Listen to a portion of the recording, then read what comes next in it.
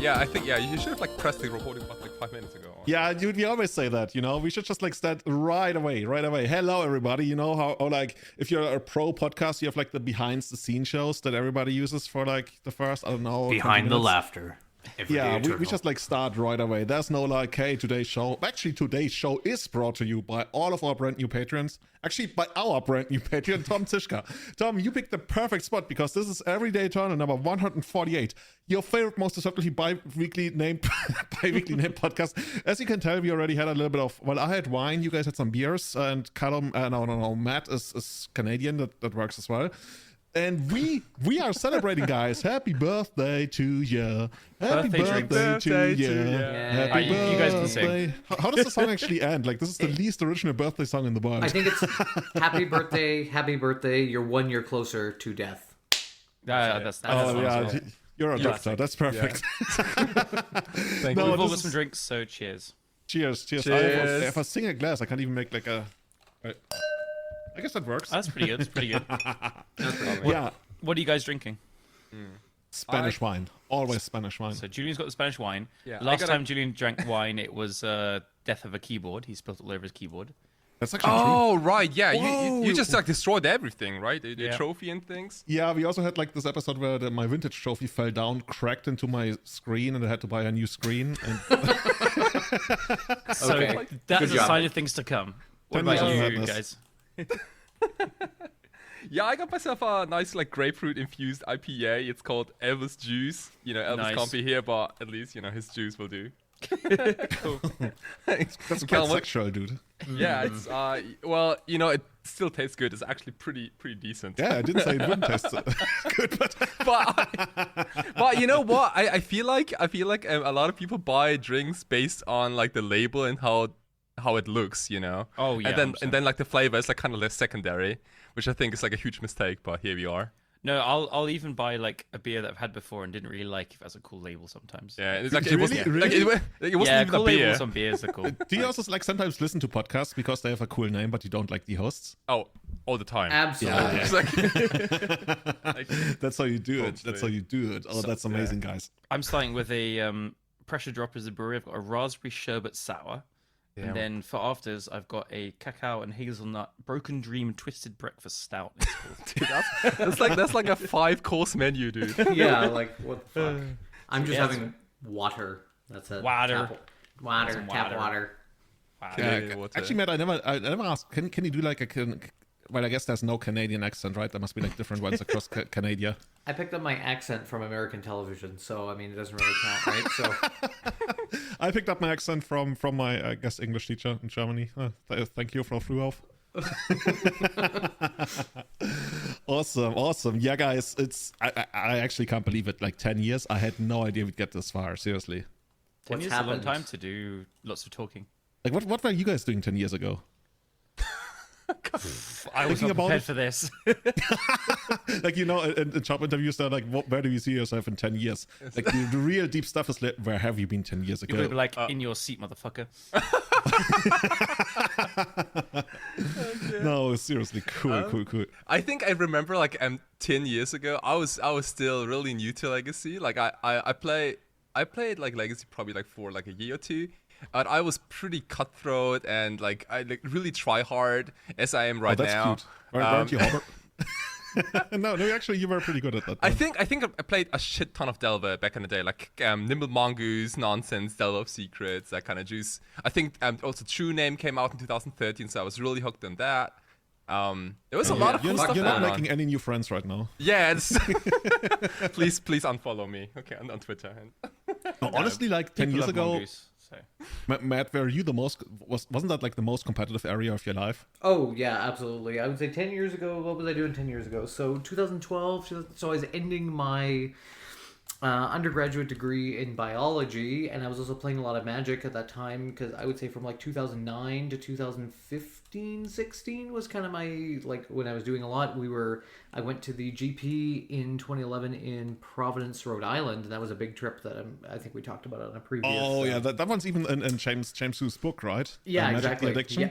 Yeah, the one where he almost like killed all of you, and Everyday Eternal wouldn't have actually happened. Exactly, that's correct. So, and if you want to know how James killed almost everybody, you gotta buy the book Magic the Addiction. well, exactly. So It's good. Yeah, good read. Yo, James, you send over the royalties, right? Or whatever you call that, commission? Yeah, commission sounds good. Also, So- Khans of Tarkir came out in 2014, so around that time was when you got your favorite card. It's true, but at that time I was one of the first people dabbling with Deathrite Shaman. And I was like, 3 is probably pretty good in this junk deck. 4, I don't know. Do I really need 4? And then I was like, yeah, obviously that was MVP. I should have played 8 of them. Yeah, but, yeah. Did you really want it on the first turn? I don't know, man. Yeah, so like, is it good enough? I don't know. Does it really beat him to, do I really want this over him to Torok? I don't know. No. The answer is- How times have changed, so. So guys, today we are gonna go, as part of the celebrations, we're gonna go over the history of Everyday Eternal, and afterwards we're gonna have the Everyday Eternal Podcasting Awards. Yay! We got 6 categories as well as a bonus category, and you guys all voted. And I want to say it's like 100 people or something that voted, even though we announced this like insanely short notice, because like we plan ahead like not that far, right? At Few least in 10 hours, years. Yeah. Yeah, pretty much. And I threw it out there and I was like, oh my god, okay, let's see if anybody votes. And after a couple of hours at Julian, I was like, oh my god, this is serious. So I'm excited for that. And we also have some people who have called into the show, so maybe we're gonna sprinkle it in over the course of the episode. So maybe we start with our very first caller who left a message, and that one's coming to us from Min of Min Max Blog. And Min, Master of Words, goes very deep on this. Guys, just like, let's hear what Min has to say about our 10-year anniversary. Hello, Everyday Eternal listeners. And that's it. Thank Okay, you, Min. Thank you so much. Thank you, man. Just so everyone knows, only Julian knew what that was, so I was ready waiting for like a long talk and stuff, his sultry tones. No, But, no. nice. Min has a way with words. Like, he knows exactly how to like pinpoint his feelings, and That was already Loving kind it. of long, yeah. yeah, I think at this point we could just like shut down the podcast and we'll be like. We'll be done, yeah. That's it. I was gonna say we'd live in eternal glory, but actually that's a different podcast. I could be wrong here, someone will tell me, but I think that's an homage to Wilson Hunter and the way he did intros and stuff. Is that so, from like the Brainstorm show? Yeah, I think so. Hands up, anybody, if you're listening, if you remember the Brainstorm show. So there's someone listening to this on like their train to work and they put their hand up randomly. Yeah, we're watching you. We've got cameras everywhere. Like on their steam train, the one that you have to pull yourself or something, or push yourself. Motherfucker. Yeah, that's what we were all thinking, yeah. You know what I'm wondering? Like there used to be the Brainstorm show, and I think there's like a Ponder podcast or something. How long until we get like the preordained podcast? That's so boring. No more cantrip podcasts. That's it. No more. Dude, that is literally like the lamest thing you've ever said. Holy shit, preordained Ooh, shots podcast. fired. Like somebody probably started that podcast like a couple hours ago, and now they're like, oh, Kai said it's lame. Kai, do you want to do Serum Visions MTG? Dude, I'd rather go consider MTG podcast, but holy shit, that's so Slate bad. of Hand Magic, your cheetah podcast or something. Hosted by Alex Bertoncini. Ooh, dude. I'd You probably know what's listen not bad? To, yeah, is I would listen to that, yeah. the Predictables? Ooh, that's like another good one. That's we should Marcus. Yeah. That was probably the best one out of this whole selection. So I'll let's take just it. end there. Yeah. maybe we just like branch off and like we found like child podcasts or something. All right, welcome whole everyone podcast. to the Predictables number 148. Cool. Yeah, rebrand like 10 years in. That sounds good. Like that's how you do it, right? If you get bought out by like a really big company and they're like, okay, first thing, change your stupid name. Like for Facebook, lose the. Yeah, cool. Should we just like jump into the history of the podcast? Just like get you guys a rough idea of what actually has happened over the last 10 years, because I feel like, at least judging from some of the poll answers in the Everyday Eternal Podcasting Awards, not everybody might be fully aware of the history of Everyday Eternal. So, guys, where does it actually all start? I think we're going to have to go to Matt here. Yeah. So we were playing a lot of Magic. There was a dearth of legacy content at that time. I would say there weren't a lot of other legacy podcasts going around, and if there were, I wasn't listening to them because they were probably garbage. So Honestly, I'm not even sure if there was another like. I don't think there were. That's why I felt pretty comfortable saying that everyone else was garbage. Oh, so okay. so You get so to pretend to be tough, but you know that you don't actually need to insult somebody. well, because I'm not insulting anyone. Anyway, so Sam and I knew each other obviously through like being on MTV. Sam. Oh, Sam Craven, yeah. And we knew each other through dealing online and MGG the Source and Jacob as well. And I had met at many tournaments and again from the Source. So Jacob Corey from LA? Yeah, that is correct. Sorry, I'm so used to just calling everybody by their first name. So we we were just talking about like wow, there really is no legacy content, and that was kind of when the SCG circuit was quite big, and I was still reeling from the loss of Survival of the Fittest. So I decided in my despair that maybe we should start a podcast. And Sean O'Brien was brought on, and I didn't know Sean in person at that time, but I just knew he was quite the wild card. And you might say so, yeah. To put it lightly. To put it lightly. So we decided, hey, let's get this together. And Everyday Eternal was, I believe, Jacob Corey's brainchild name, because we were deciding on some names, and I'm pretty sure it was Jacob who came up with Everyday Eternal. Do you have any, like, help us out? Was there any other name that you guys were considering? I could probably dig through an email and try to find something, but I just remember that all the names were bad except this one. So Yeah, it's all about the alliteration, right? It has to be EE, right? So, or it would have been like Leaving a Legacy, right? LL, EE, it works, right? So and yeah, like preordained podcast, PP. Stop. No more PP. So we decided to kind of start it, and pretty sure it was we weren't actually putting out that many episodes at first.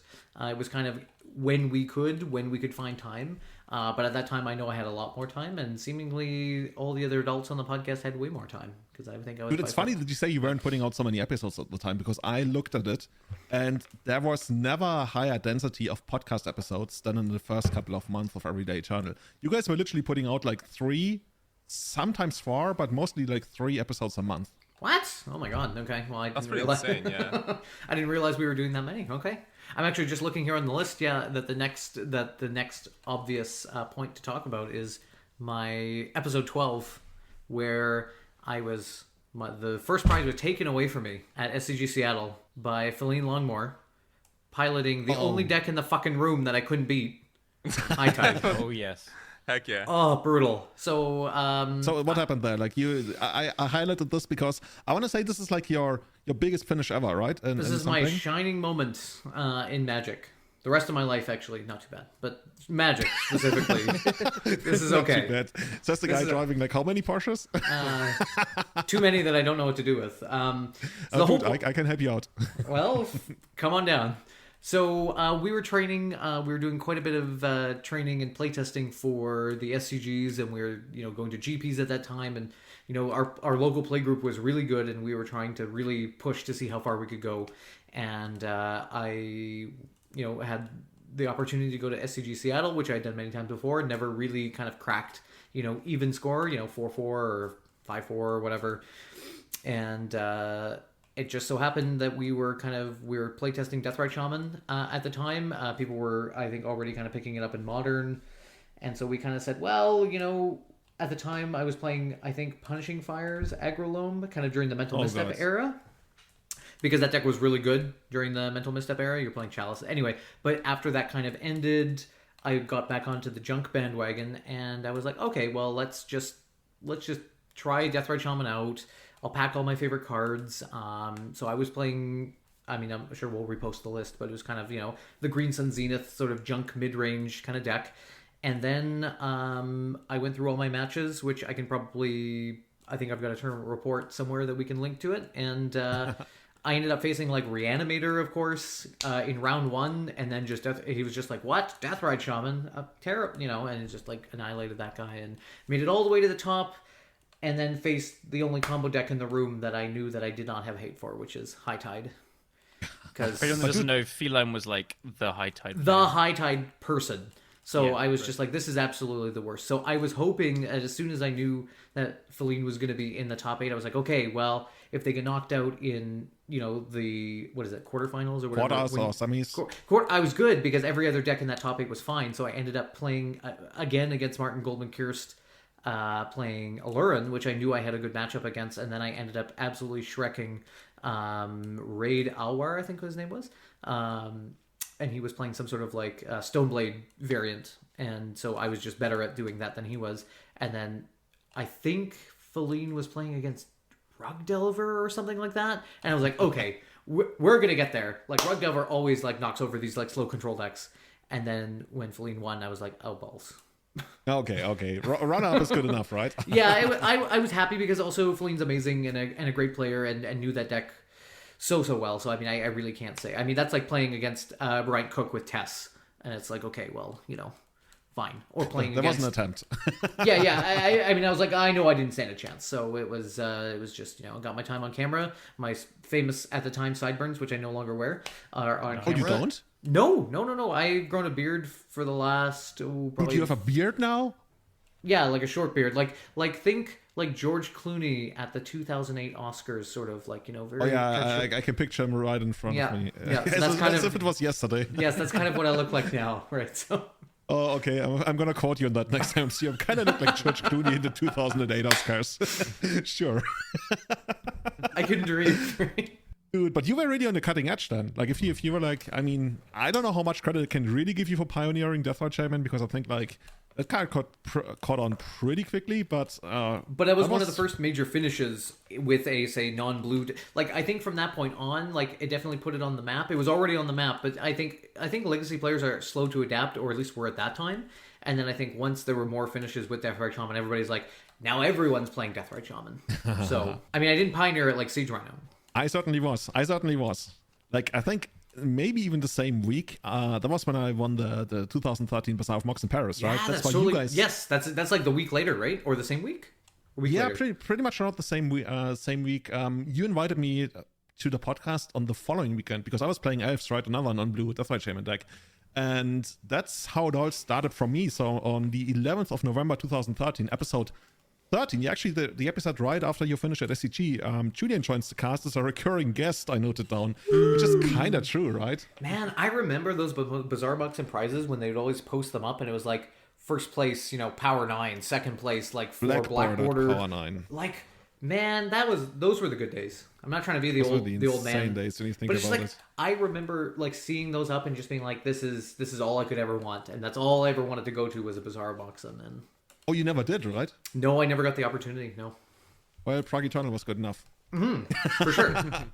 I still remember when you went to Prague Eternal in 2015 and you played your your summer basic lands in Chand or something.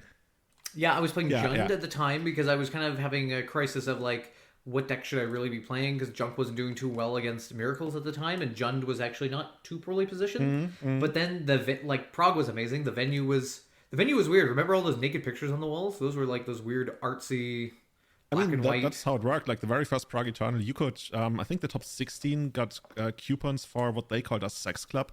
I'm still not sure what a sex club is. Is it like, I don't know. It could be anything.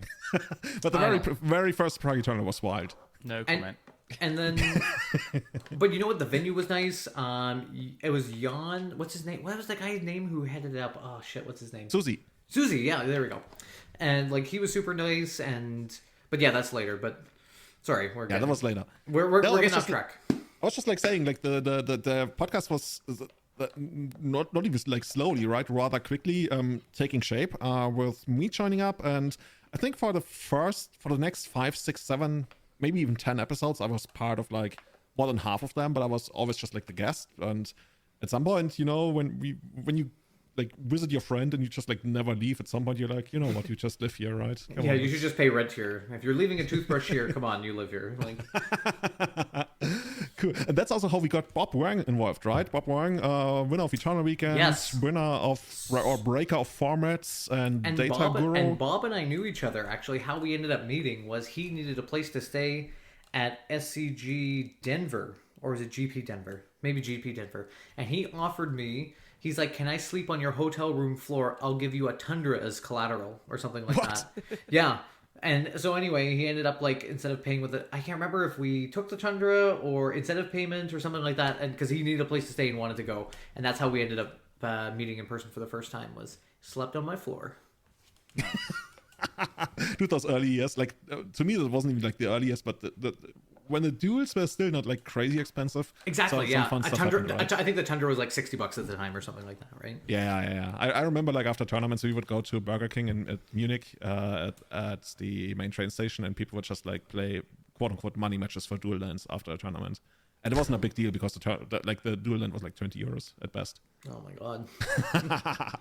Yeah, so we got you four guys were then joined by me. Shortly afterwards, we're joined by Bob, and then we just Is that still around like 2013-ish? That's late 2013. So the podcast was founded on the 12th of June, which is like where we're having the celebration right now. And then towards the end of the year, I joined. In November, December, we got Bob going. And for the foreseeable future, like for basically the rest of 2013, 2014, and the first quarter of 2015, the podcast kind of slowed down a bit and became like a monthly thing, right? So I mentioned you guys started off like really fast. You had like 3 episodes a month, and then it quickly got reduced to something like once a month, which still was like compared to what we had back then, that was everything, right? I think around that time, I think Leaving a Legacy was slowly starting up. There was the other like legacy podcast around, and I think there were some others at that point as well. Like towards the end of 2013, 14, I think it became a thing, right? So we're the survivor then. Outlive, outplay, outlast. I don't want to like spread fake news. I think like was it like Eternal Turtles or something? Those guys have been around for quite a while. Oh, dude, it's probably like the other one. Yeah, I don't know. There are a couple. Yeah, so I think what ended up happening is like my schedule definitely got busier because I got into dental school and was starting that in 2014, 2015. So I think I was definitely off, and I think, everybody else was pretty busy at that time as well. So overall, I mean, I think we're still putting out, like you said, good content for the time. But yeah, I mean, everybody gets busy, which led us to April 2015. Yeah, April 2015, that's episode number 37. At that point, the podcast was pretty well established. And that was one of the most influential episodes in the history of the podcast. It's called Talking Miracles. And on that episode... Is that Philip Schoedinger's episode? A couple of different people were on the show to discuss. It might also be Philip as well, I'm pretty sure. I think it's Philip and Tomasz. Was it? Yeah, Tomasz Flacek from Prague. Yeah, sure. I remember listening to it multiple times. Actually, here's a little memory. So I remember being on a family trip to skiing to Bulgaria, and I had to like download a few things before leaving because I didn't have the internet out there. So I downloaded this and like maybe 1 or 2 other episodes from, I can't remember if it was EE as well or something else, but I listened to it like 3 times on the trip because I've nothing else to listen to, but it was worth it. So yeah, that was my introduction to like the podcasts and miracles like more intently. That's pretty sweet. Like this was like a also really good time for Legacy in general, and I think it was pretty close to the Legacy GP in Lille, I believe, where we all met at that fantastic castle in France. Like it was by far the best accommodation I've ever seen for a Grand Prix. It was also like the hottest Grand Prix, I think, because the air conditioner kind of broke down on the first event. Yeah, dude. But it was a pretty, I don't know. I think it was kind of a disgusting format back then because Dig Through Time was legal. I loved it so much because I had a lot of good finishes with Storm, but yeah, there's definitely some interesting things going on in Legacy, I would say. That was such a great time. You mentioned like Dig Through Time and stuff, how annoying that was, but overall, I just loved the stuff that we did back then. I was playing Choke main deck. That's like how degenerate like the time was. Good. That's my man. Like, it's a good comment on like how people just perceive memories, because I have such a fond memory of this time because I think this is where I start. Like I was playing, Esper, Deathblade, and Jund, and Nickfit before that and stuff, but I think Miracles was the first like quote unquote good deck I picked up and was playing and stuff. And then that episode helped me, and then I started being mean to like the London local game store scene and stuff. But I remember it so fondly, but I think if we had it now, I would hate it because it was pretty unhealthy. So I mean, it probably, when you think about it, when you say you didn't really play any good decks before, or not, at least not any tier 1 decks. Yeah. I have a similar experience with like playing a lot of questionable decks. I started out playing a lot of Enchantress in Legacy for years, and eventually I picked up a survival shit on deck. Enchantress like that. Yeah. I knew it was coming. And then eventually I picked up a pretty teched out survival deck, and holy shit, that like, how you pick up your kind of understanding of the format, but you still get destroyed because like you just like you're bad, but you at least you understand the format, and then all of a sudden like you pick up a deck that really allows you to play the game, and that was survival for me, and I guess that was Miracles for you, and that really I could literally feel how that put me to the next level. Yeah, completely. So yeah, very fun memories of that podcast in that time. Yeah. By the way, big shoutouts. We already talked about Min. Min actually had that episode saved on his computer because unfortunately, the episodes 39 through 44 are lost to time. The podcast used to be hosted by Eternal Central, and we didn't really have access to all of the episodes. So 39 to 44 were lost. 37 I hate to say was... it, but those are actually the best legacy podcasts of all time. Yeah. Yeah. They would have changed the world, right? Definitely. Like, World peace, everything. Well, I Brainstorm think, would have been banned. yeah, and I think what had happened as well is like during that time as well, Sam was kind of transitioning out of the podcast due to some stuff going on in his own life, and he had the originals. If I remember correctly, right? He had all the originals, like all the raws, and like where that all went, like who knows, right? It's unfortunate. We still have actually have a Facebook page that nobody has access to. I have access to time- I have access to the Facebook page. You have admin access to the Facebook page? Yeah, do you want it? I don't want it. Well, now it's way too late. Like Facebook is like geriatric. Like I don't know. Well, why don't we switch back to MySpace then, and we'll come full circle. Yeah, exactly. That's how you like with some bulletin board at some university or something. Or let's go back to Usenet or something. No, seriously, like I wanted access to all the socials because here's the thing, as Matt mentioned. So over the course of like 2015, 16, actually, I think the last episode was published in around mid 2016. Sam, Kobe, and Sean O'Brien left Everyday Channel. Sean went on to do, I think it was called Tusk Talk. I think they had like 16 episodes. Oh yeah, that's the one. Yeah. Should we? I don't know. I think we also like here's the thing as well. Like Sean has been around for a long time, since the beginning of Magic, and he has a lot of perspective. Sean's also a very interesting and polarizing character. So I think you know he like almost like created a social movement. Like you remember like hashtag free. What was the nickname? Free Needless? Ned Leeds. Net leads. Yeah. Okay, Oh like yes, because Needless. he got banned on the source. Yeah. Yeah. I mean, I gotta say, I'm a huge fan of like the Tusk Talk. I listened to every episode back then, and I'll say Sean wrote the second best tournament report ever on the source, which is very high praise. The first one being the Liver of the Storm, the second one being his like Moat Stompy report, which maybe we can. I'll dig it up to put in the show notes. Oh, but please do. Please It's do. incredible. Yeah, I mean, I lived for the source tournament reports from. You know what? I'm gonna make a note here, people. Yeah. Everybody, you should read that tournament report. Yeah, everyone should read Liver of the Storm on the source. It's all still up, and then every single tournament report from Sean and Jack Kitchen. You know, Liver of the Storm really only makes sense when you get the context. Should we like get into that for a quick moment, because that's part of Legacy? Sure. history, Yeah, of course. Yeah. Do you want to take it? Okay. So there's well, there's a German guy. Like I met him a couple of times. He's like pretty fun to hang out with, but he always had that thing where people, Peter, right? Peter Raab. Hey, Peter, Yeah. shout out to you. Yeah, Dude, I will never, by the way. with peace and love. Peter. Yeah, dude, I will never forget this. This is just like it's one of my fondest memories. You know, I had just won Bazaar of Moxon, like biggest event in the world right now, other than GP and Legacy. And I sit down next to him, and he's sorting his elf deck, and I just randomly look over and ask him, "Hey, how many of these or which list do you play?" And he was like, "I'm playing my list." I was like, "Oh, okay." You should know my list. I'm like, okay. Yeah, And yeah, he eventually transitioned to playing the Epic Storm, and he had an article series. What was it called? Like Heart of the Storm or Yeah, something? it was Yeah. Heart of the Storm. Yeah. Yeah. Heart of Storm, yeah, that he published.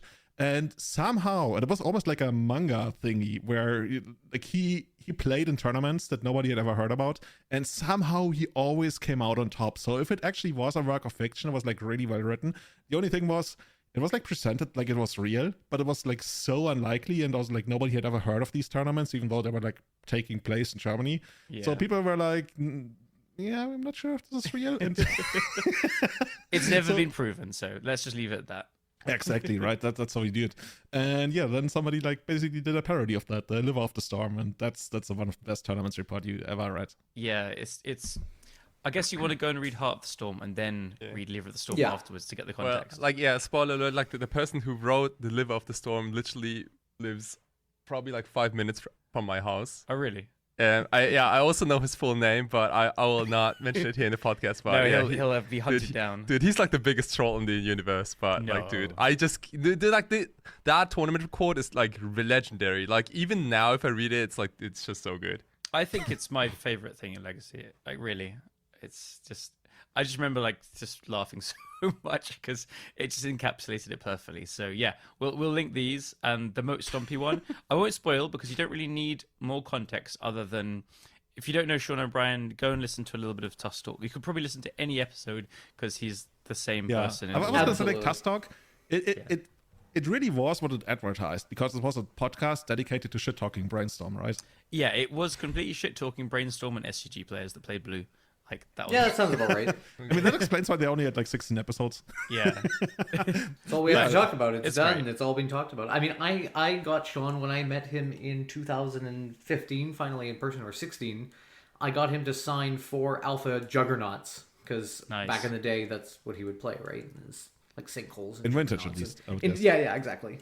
Also, Sean like only played alpha, beta, and black bordered cards, like right, or like the earliest printing. Yeah, pretty much. Yeah. yeah. I remember sticks like out. Kobe, or actually, this is before they ended their engagement podcast or whatever you would call that. They traveled to Bazaar of Moxon in like 2015 or Oh my 14, God, and they yeah. talked about it on the podcast. And I think it was the first time for them to be in France, and like in the middle of nowhere in France. I mean, honestly, On it's a not holiday. middle- On on a holiday. Like they didn't. Oh If my you come God. from America and you come to Europe, it's already like kind of weird. But then you realize, okay, like on Sunday and like during the day, restaurants are closed and they only open up again in the evening. And if it's like Sunday, nothing ever opens. And then Sean went they to were, the like, so hospital. lost. Yeah, didn't he like trip and hit his head on? No, like, he the got dehydrated and had to go to the hospital. Wait, I think I they were- thought like somebody like hit his head. on the No, I pavement or think I think what happened was he was drinking the whole night before, and then woke up and then was just pounding espresso the entire day and just like no water and just that was it. That sounds like France. Yeah. So yeah, that was basically the story of Everyday Eternal up until spring 2016, and from there we have basically a 1.5 year break. So up until that point, it was Sam, Kobe, Sean, Matt, Bob, and me, usually taking turns, usually like only like 2, 3, or 4 people on the podcast. Then after Sean, Kobe, and Sam had left, it was the 3 of us. And in November 2013, I took over production. That was actually kind of crazy when I think about it. Like in November 2017, yeah, now it makes a lot more sense. I had moved to a new place. I have no idea why all of a sudden I got this idea, hey, let's revive the podcast, or I guess it wasn't really that yet. And yeah, it took over. I literally had no idea how you run a podcast, how you host a podcast, how you publish a podcast, and I'm still only like 90% sure I kind of understand it. The rest is magic, like literal magic. It goes out through the RSS feed. And from there, we rebooted the podcast, right? At that point, it was Bob, Matt, and me talking about Legacy. And we would publish episodes not even once a month. I want to say like 2 episodes in 3 months, something like that. Yeah, I would say that's about right. I think we were trying to hit like 1 month to 6 weeks. That's what we were trying to kind of keep on track. Yeah. I think up until that point, I still tried to get Sam involved because Sam actually knew his shit. But yeah, at that point, we were like, okay, let's just like do it. We have no idea how this is going to work, but it was fun. It was a lot of fun. But yeah, that actually went on until February 2019. So now we're another 1.5 years later, during which apparently we only had 5 episodes. I just realized we went from like episode 45 to 50 over the course of something like 13 months. Okay, that makes sense. Yeah, that makes sense. That actually makes sense. Okay, and I will never forget, because this is I want to say this is the biggest turning point in the history of the podcast. I will never forget this. So around the 9th of February 2019, we were just about to release episode 50. Bob was like, you know what? Why don't we do this like the proper way? Like, why don't we just like not randomly sit down? Why don't we like set an actual schedule and keep pushing out episodes every other week? Not necessarily every other week, but on average twice a month. Why don't we do it like that? And I was like, this is, maybe we should do this, because at that point also like I had understood like it doesn't really matter what you do if you don't do it consistently. It just like fades into nothingness. It's like streaming with YouTube. I guess laugh, whatever. It's getting kind of deep. I'm pretty deep into my wine. Okay, let me Nice. But it's true. Like you gotta have a regular routine. Otherwise, it's like, when do you decide when you're gonna sit down and talk about something? Whereas if you keep on a schedule, it's like, we're talking about something. Let's figure out what that something is, right? Yeah, it's the perfect driving force as well to be have something scheduled and be more consistent. It makes you do something. Something I noticed is from that point onwards, our episodes got a lot longer, like way longer. The early episodes would sometimes only be like 40 minutes, 15 minutes. It was rare that, like, I actually went through the duration of other podcasts, and it was very rare that we had more like an hour and 2 minutes. That was like one of the longest podcasts we had in a long while. And from then on, ever since we did it like bi-weekly, it got to, I think one of our longest podcasts is like 2 hours, 43 minutes or something. It's Jesus. kind of crazy. Yeah. The vibe I always get when I listen to other ones, where if it's like an hour on the dot or like a little bit under or over, it's always like they've clearly made it a structure and they followed it and it's all planned out and stuff. Whereas, I don't know, what I like about ours is it's just friends chatting, and so we can go for hours, or like, yeah. Every time, every episode, we're like, right, guys, seriously, this one's going to be like an hour to an hour and a half, and then like 2.5 hours later, we're like, every yeah. single time, yeah. And we're always like skipping stuff as well. We're like, guys, we're going over 2 hours. Let's do it Yeah, next week. you know how we have like show notes all the time, except for that one episode where I was like in Düsseldorf, where Kai was afterwards, let's not do this again without any kind of show notes. And quite often we actually like cut half of the show notes because there's just like too much stuff to talk about, and at some point we have to go to bed. Dude, I still remember, Matt, when you were on like on a regular basis and we had Bob and me. That was the hardest part for scheduling, right? Oh my god, I know. Yeah, like Because it's like at that me point- being Pacific, right? Bob was Eastern Standard Time, and you're Munich time zone. Like, that's tough. That's real tough. Yeah, Sounds basically horrific. the way it worked is was like super late for me. For Bob, it was like late afternoon, and for you, it was like sometime during the day. I have no idea how you made it work. And I still remember. I never skipped class. Definitely never. I never skipped always class, attended why- all my classes. Bob also never skipped work, but I'm pretty sure. I guess I can mention that Bob sometimes recorded podcasts from work, which somehow he told us, no, that's fine. That's just like that's. Well, he works the at boss a is fine with tech. that. He worked at a tech company or something. Who knows what they do there, right? Was it a tech company? I thought it was like some investment, banking, finance. Oh, I have no idea. I'm just pretending to know what he was What are doing. you doing? Oh, I'm just like making a lot of money for us. I'm like, okay, sure, Bob, just keep speaking to your microphone. No, but seriously, that's the biggest turning point, because you can see at that point the podcast had been going on for 6 years, and we only had released 50 episodes. And when you Yeah, think that's a about good it, point. now we are 4 years further down the line, and we are almost at 150 episodes. Yeah, so double the amount of output. Yeah, The question is, what about the quality? Straight downhill from We all episode straight 50. down for sure. Yeah, total trash, right? Like, Seriously. I can see another note here. At episode 50, it was my first guest appearance, so straight down from there. Yeah. you know how people say like it's all downhill from here? For Yeah. the longest time of my life, I thought something being all downhill from here means, it's getting easy now. You It know? does. That's the actual meaning. But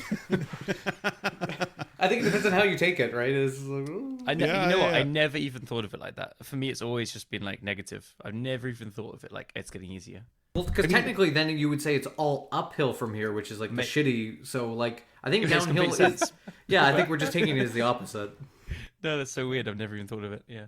Yeah. Because I would say that, right? When I explained something to people, I was like, and from there it was just like all downhill. It's like super easy. I'm like, okay, dude. Well, so just before we pressed record, we were talking about how we got the polling thing, and we had to pay a bit of a fee for it. So we've got it for a month. Let's poll everyone after this episode on it's all downhill from here. Is it a negative or a positive thing? Okay, here's another one. do that. If you say that you're down with something or you're up to do something, both of them are the same. The of them are directions good, are yeah. opposite. What the Yeah, fuck? yeah. Yeah. Okay, while we're speaking about that, you know how in German we have the same word for running somebody over with your car, as well as like evading somebody with your car, and you just have to tell from context. English has a little like that as well. Überfahren, umfahren, run Yeah. over, but also run around. Yeah, I put the fun in running you over the car. Anyway, yeah. So, Callum, that was your first guest experience as well. I guess guest appearance. Yeah. You talked about Phoenix, if I remember correctly, right? I had to because you I had just went to the Google it, but finals yeah. of a legacy challenge with it. Yeah, this was a really fun time for me because it was. I would always been like brewing and stuff. I was always trying to like make new, like when I was younger, I was like, changing from stock lists to try and like target the metagame and blah blah blah. But then I always like building new decks, and I was usually playing really bad weird stuff at the London weeklies and stuff. And so Grixis Phoenix was like the first brew that I'd made, and I'd kind of like brute force through so many bad iterations of it that I finally found like a good one. And yeah, it came second at a challenge. I think I top 8 the week before as well. And I don't know if things changed, but challenges felt different back then. There was only one a week, and they felt more prestigious in a way. And so yeah, I was very, very honored to be asked to come on. Like, you know, as I think a lot of guests now, like I was listening to every single episode religiously, and so it was really cool to come on. It was the first kind of recognition I'd got as a player and a brewer and stuff. So yeah. Oh, that's cool. That's cool. You know, when we invite people, it's just like, hey, this is a cool person. They did something cool. I never really think about it as deep as, oh my God, does this mean anything to them? Because I guess 100%. Really? Yeah. Maybe. Yeah. I think it means a ton to people. So it did to me anyway. So maybe I'm the only one, but I think it does. But honestly, when I look back, it also meant a lot to me when I was invited, like after, like in 2013, after I was out from Oxford, I was like, okay, let's bring the European wisdom to the Americans, right? And now we're the Americans with a Canadian. And yeah. Cool. Yeah, that was a good time. That was I think I remember myself being very nervous as well. Like, it was my first time Really? doing a podcast. Performance anxiety sounds about right. Yeah, totally. I think. Do you hate like giving presentations and stuff? Not now. I'm quite confident with things now. He's never met a microphone he doesn't like now. I mean, that's No. I work with the bloody things every time. By the way, But- can I like quickly get into here? Like we almost had to like reschedule the recording of an episode because Callum was staying at another place for a week, and he was like, "Oh, I don't have a microphone there," and we're like, Yeah. "Okay, we have to reschedule." And like 2 days later, he's like, "I'm the stupidest person in the world. I work at a microphone shop. I'm just gonna borrow one from work."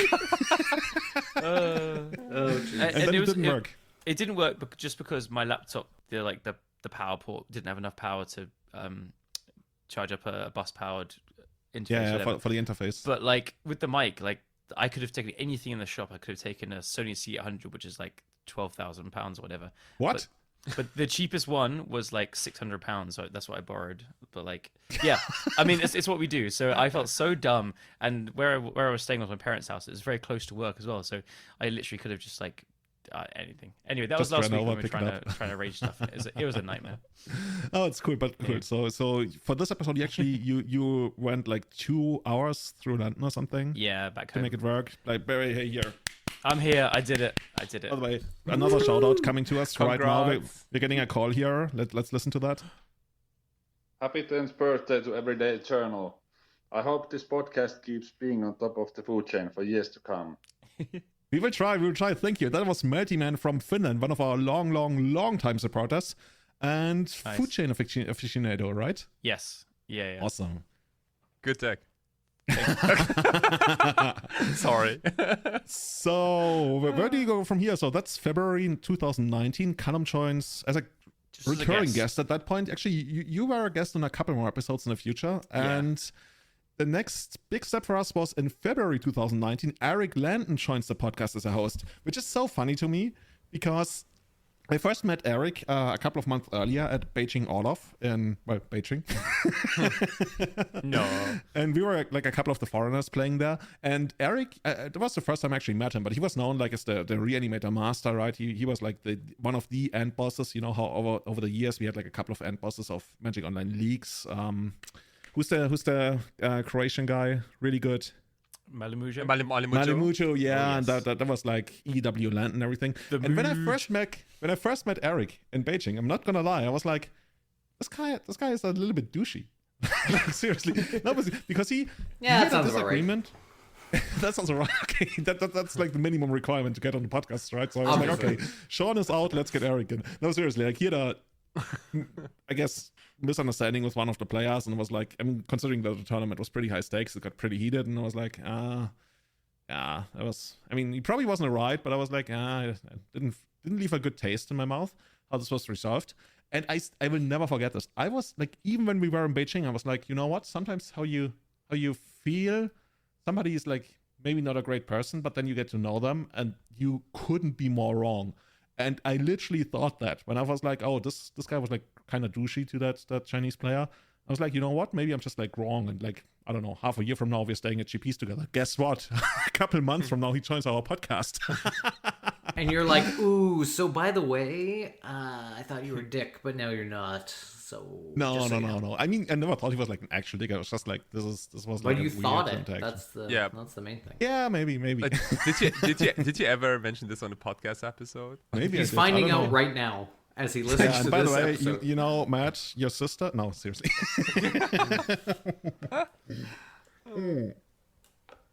So at that point, we were, how many people on the podcast? We were 4 people on the podcast. Yeah, I'm pretty sure part of why Eric joined also was like Matt was running out of time, right? You didn't really have a lot of appearances from then on out. No. You're basically like our unfortunately secret weapon we pull out every now and then. not. Yeah, I was drilling by that time, 2019, so I was already... Or like a real drill sergeant, like Full Metal Jacket style. Yes, I was, drill hall and also drilling... I was full-time toothache repairman at that time, so not as much time to play around. Okay. Yeah, at that point, so we changed to Bob, Eric, and me. And we continued from that episode 51 until 67, which was in the October of 2019. And at that point, Bob, yeah, pretty good run. But at that point, success catches up with you. Bob gets bought out by another podcast. Unbelievable. Absolute scum. Elo Panthers paid the transfer sum, and yeah, oh my god, they must have paid like $500,000 at least, right? Yeah, easily. Yeah. They're still paying like reparations to us to this day. What's the Star Wars quote? Like, it's never been a greater scum of hive of scum and villainy. Yeah, that one. Mos Eisley or something. Yeah, something like that. Pretty much. That's how I picture like Anurag and Dania when they got Bob from us. Yeah, exactly. And that started the war. How much for the Bob? Yeah. No, seriously, Bob wants like Anurag is probably one of his best friends. I'm just like guessing they used to live together. I can They totally see used why to he live wanted together. This was it. They were living together, and I think they were just like, look. They were a couple, Anurag was right? streaming. That's what I assumed. Oh yeah, totally. Anurag was like streaming all the time as well, so he was already in the producing legacy content to an extent and stuff. And so I think they just like, look, it makes sense to just do this rather than probably keep on the European versus US time zone differences and stuff like that. Yeah, they were also that they knew that Callum was like showing up every now and then, so Bob was like, I really want to put up with that guy. Like, have you ever been on Elo Panthers? I think you have not. I think nobody else has. No, I don't know if they've done. I don't think they do guest episodes. No. Are we the only I'm not podcast? sure. No, we are not the only podcast that does guest episodes. I've been on other podcasts, yeah. Other podcasts do Yeah, guest episodes as well.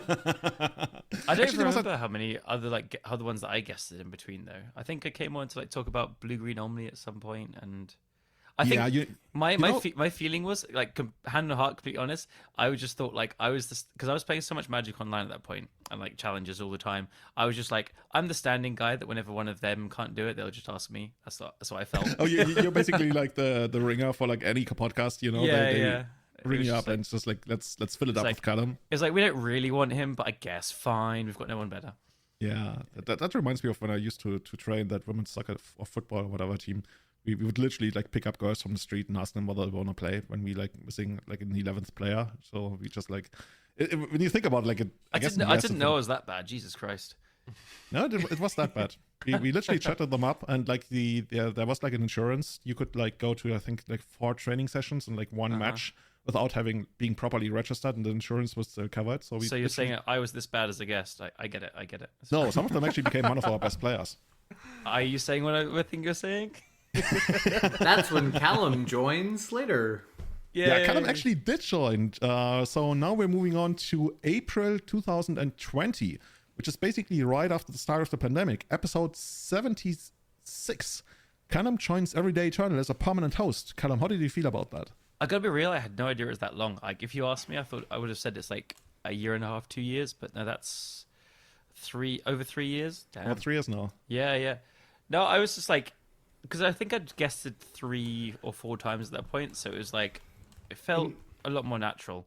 And yeah, I was hyped. I was like, I'd already been thinking of doing something to do with like videos, or I couldn't really stream very much. I never had good internet at home. But your streams are gas. Whenever you did stream, it was amazing. Oh, that's The cool. only thing is like you played your music way too loud. Well, I like music, so, but I also I'm lazy, so I'm just like, whatever. Like, production quality, who cares about that? I'll let Julian deal with it. Webcam, microphone, perfect. Yeah. But no, it was really cool. I don't remember what the actual episode when I joined was about and stuff, but I remember just being like, as soon as you sent me a message, I was like, hell yes, let's do this. So, and haven't really stopped since then. And you know what? Let's actually find out what that episode was about. Yeah, what was it? Go on. tell me. Here we go. It was called Bad Company. Shit. I kind of walked into that, didn't I? That was about the get to know the new permanent host of Everyday Eternal, Callum Smith. After making several guest appearances in previous episodes, EU employment protection laws have forced us to offer Callum a permanent contract as a host. Fortunately for us, Callum's passion for legacy and his sheerly insatiable hunger for innovation, dude, I know some crazy words, make him a perfect addition to our crew. In today's show, Matt, Callum, and Julian look back at the first 2 weeks of Companions in Legacy. Oh yeah, Oh dude. my god. Let the those degeneracy fucking start. things. Jesus. So Crazy times. I do remember that one we didn't cover Lurus, but only because What? it didn't get spoiled until like the day after we recorded it. So I freaked out when like Lurus was there, and then I looked back at our episode. I was like, "Oh my god, we didn't talk about Lurus. What the hell?" Well, someone told me that, and then I was like, I checked when it was actually spoiled and stuff, and that's my memory anyway. I think we're safe. It makes sense because I mentioned a couple of guys we talked about, like Serda, but it doesn't say Lurus. It says Lurus in the tabs and the tags. Oh really? But I mean, I added the episodes afterwards, so maybe we talked about it, or like I don't know. Maybe we did, and my memory is like a goldfish. So Yeah, maybe just like added it because I wanted people to find us when they were looking for companions. You know? no, I'm probably wrong. But yeah, oh my SEO. god, that was a crazy time. Because now it's coming back. Like this was just like the beginning and deep into COVID, where like for most legacy players, companions and breach just like didn't exist. It's a weird time, wasn't it? Like they both got banned so fast. They were both the most completely outrageous things you could It's like the ever Korean imagine. War. Nobody Right. these days talks about the Korean War anymore. It's like the Forgotten War. But It's it's- like the Forgotten Period. Just so horrific as well. About the Yeah. same as Breach and Lurus. It was wild. Like Zerda got banned, and in their article they said no one's really playing it, but the win rate is so ridiculous we're just going to do it now, so we don't have to do it down the line. Wasn't that like you and Extra Cloud like playing that deck Yeah. and working on that? It was and us two crushing? doing the colors or the white colors one, and then it was Peter Vanderham and Casper doing the like Bant one with more planeswalkers and mid-rangey stuff. Cool. My heart doesn't want to believe that one was better, but it could have been. We'll never know. We'll never know. But yeah, that Zerda deck was completely unreal. Like it was beating Lurus Zerda as a force check deck. Like you just force checked every turn. It was it was dumb. Yeah. So Wild Kai, times. at that point, you already were like for a couple of years in Japan, right? Was there any legacy going on like at the beginning of the pandemic in Japan? Like nothing at all, I would guess, right? So I think Japan was kind of similar to all other countries during the especially during the beginning of the pandemic. Like no stores, like all stores were closed. There were also you could only buy cards online and things like that.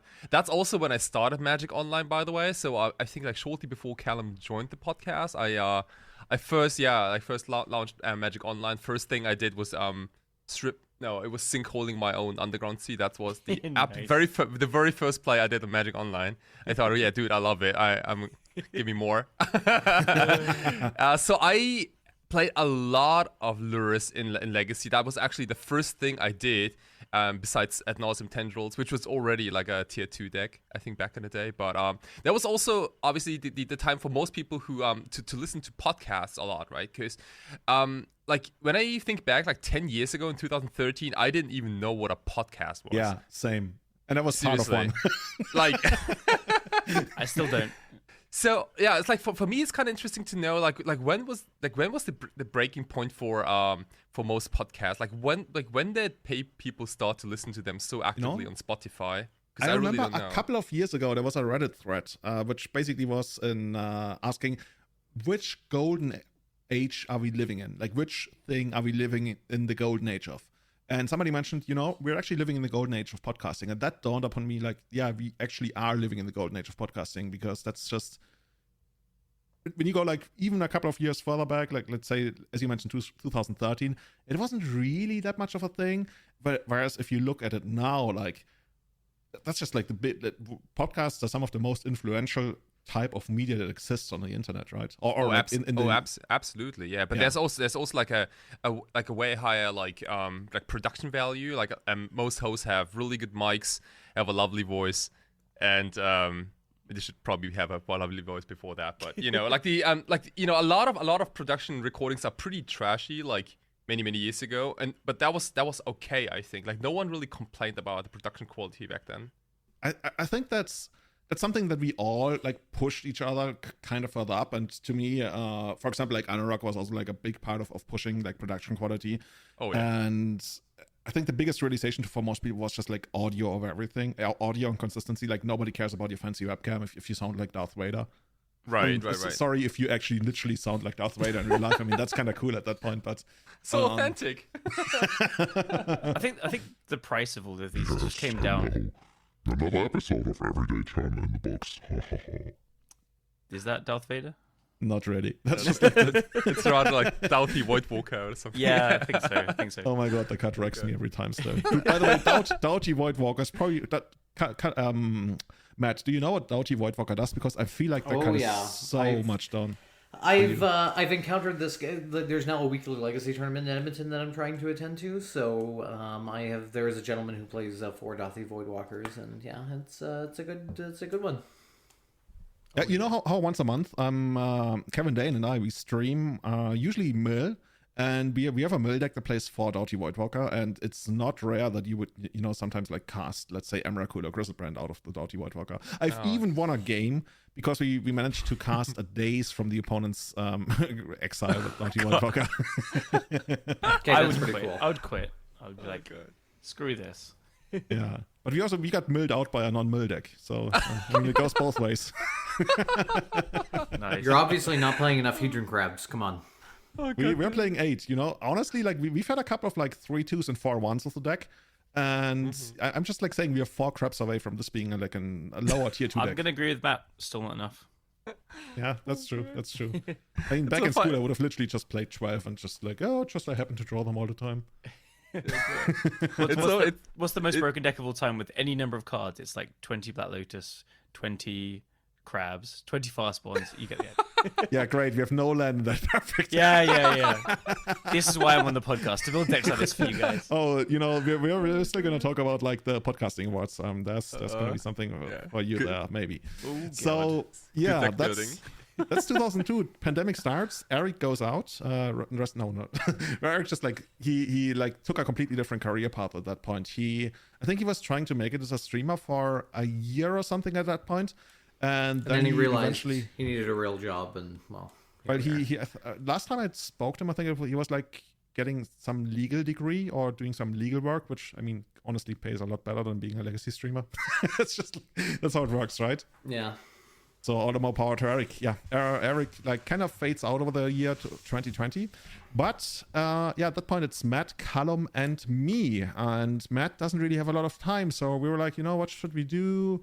Episodes are still working great, like lots of chemistry and everything, but there was a feeling like we could use another. And oh my god, if you love Ocean's 11, there's an amazing scene between Brad Pitt and, once again we talk about George Clooney, where they have like 10 people and then they're sitting in a bar, and then Brad Pitt just tells him like, you want another?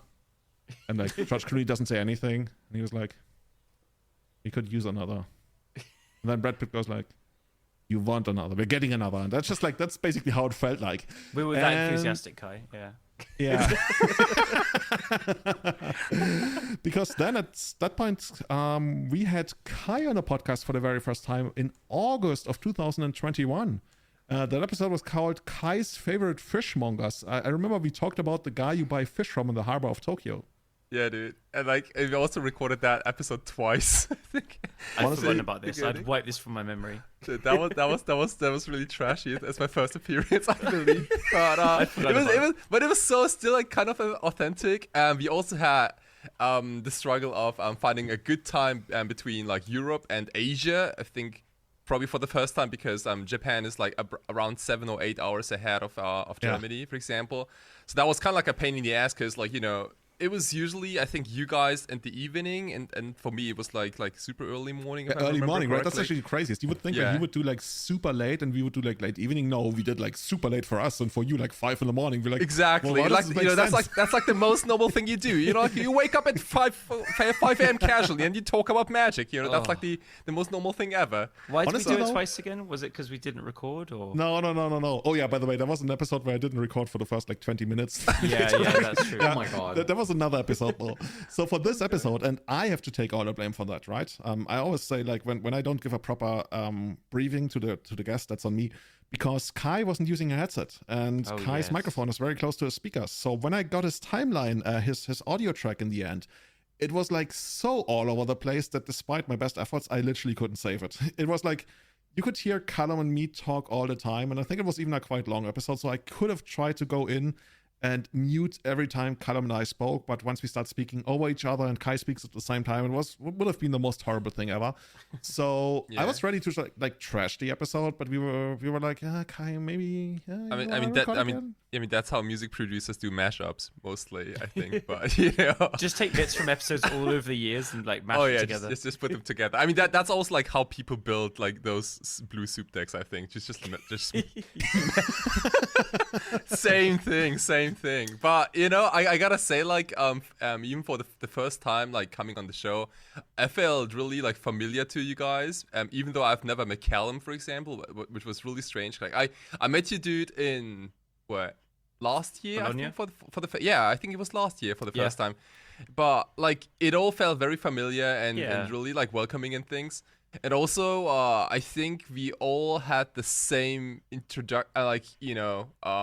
procedures how you were added to the podcast, because I think we were all guests first. Oh, that's true. Right? Like we were all guests taking over the house. Yeah. Except for Matt. Matt is still around but Matt is like the guy sitting in his tower and rarely ever comes down. So we've taken over the entire. Matt was a guest on I'm like the old man that you wheel out when you want story time, and then you put me back. I'm trying to remember, like Kai and Matt. When did you guys first meet? It must have been 2015, right? That was in 2015. Yeah, at Lille. It was insane. I think Matt was like crazy busy collecting all the booster packs from side events, I think, and things like that. I mean, that's a nice way to say he did horribly in the main event. Yeah, exactly. I was gonna say that sounds about right. Is that like your polite Japanese side coming through? Yeah.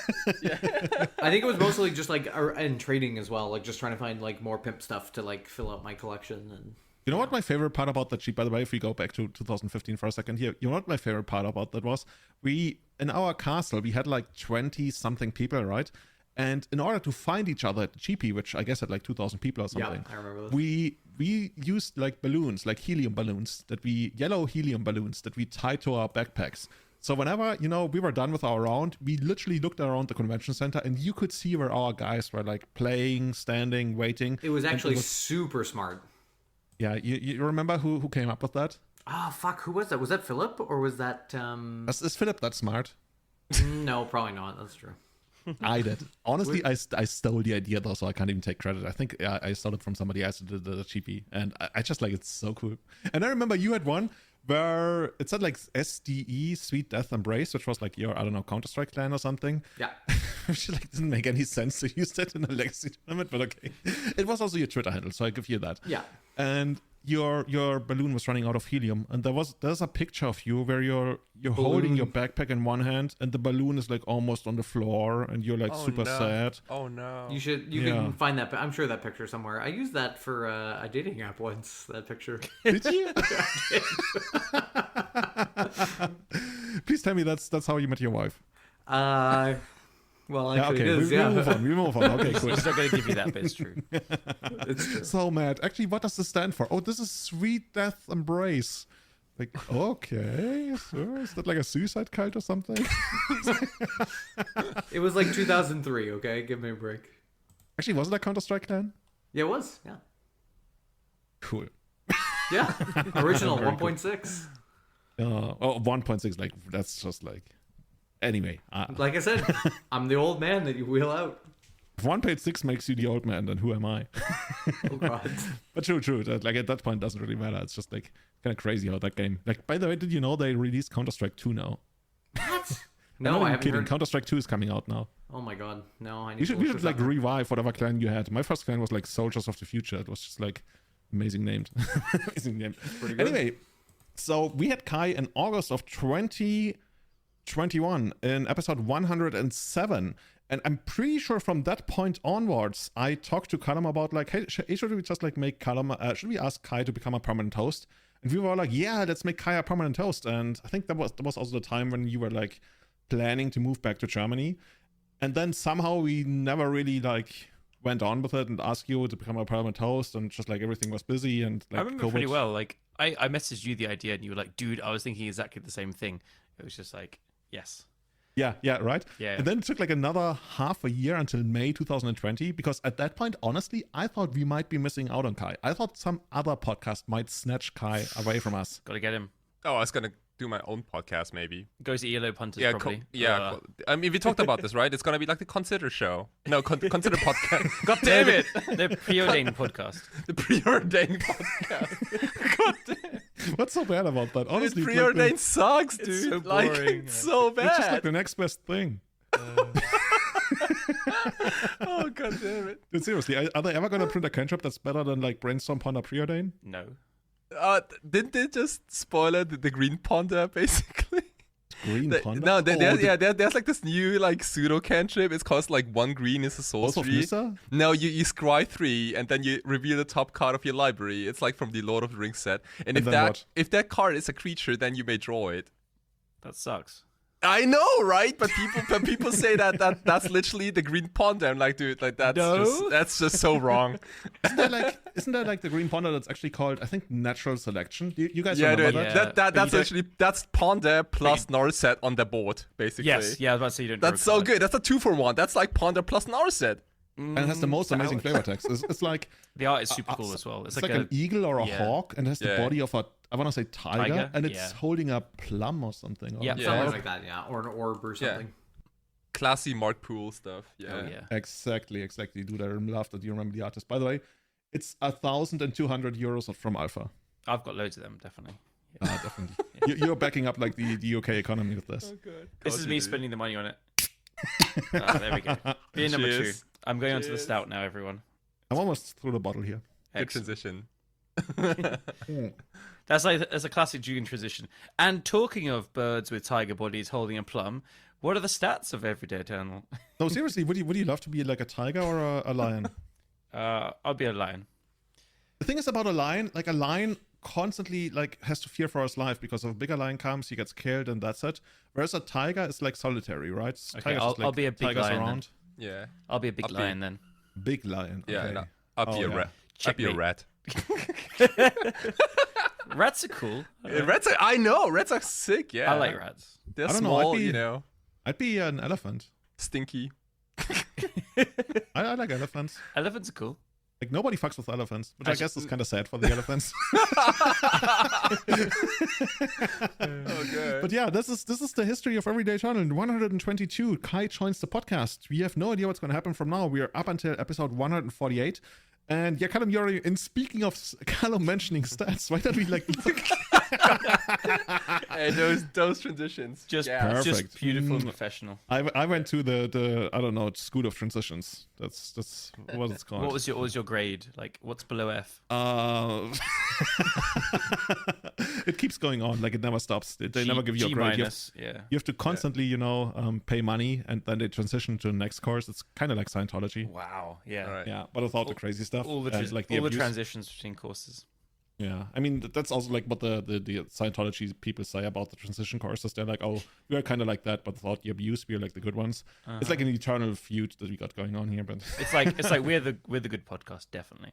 yeah, Definitely. don't listen to Scientology. Go to the school of transitions. Anyway, so yeah, we mentioned 148 episodes. Now I actually took out the time and I calculated the total runtime of all episodes. So if you want to catch up with Everyday Eternal, if you want to listen to all the publicly available episodes, And except if you for feel 39, bad for Julian having to do all that work, honestly, it's not that hard. It was like a couple of minutes of work. oh fine. Okay, fair enough. We have a total runtime of 209 hours of total podcasts. So That's if you want to knock insane. yourself out, you can almost listen to it for like 10 days straight. God. Especially You the poor early thing. episodes. Oh my god, holy shit. If you want to go back, listen to the early episodes, audio quality, holy shit, I can never believe this thing ever took off. Everyone's going to go back and listen to them now and they're like, oh my god, But it it was so didn't much better before. that's the whole point until you took it over. It didn't take off.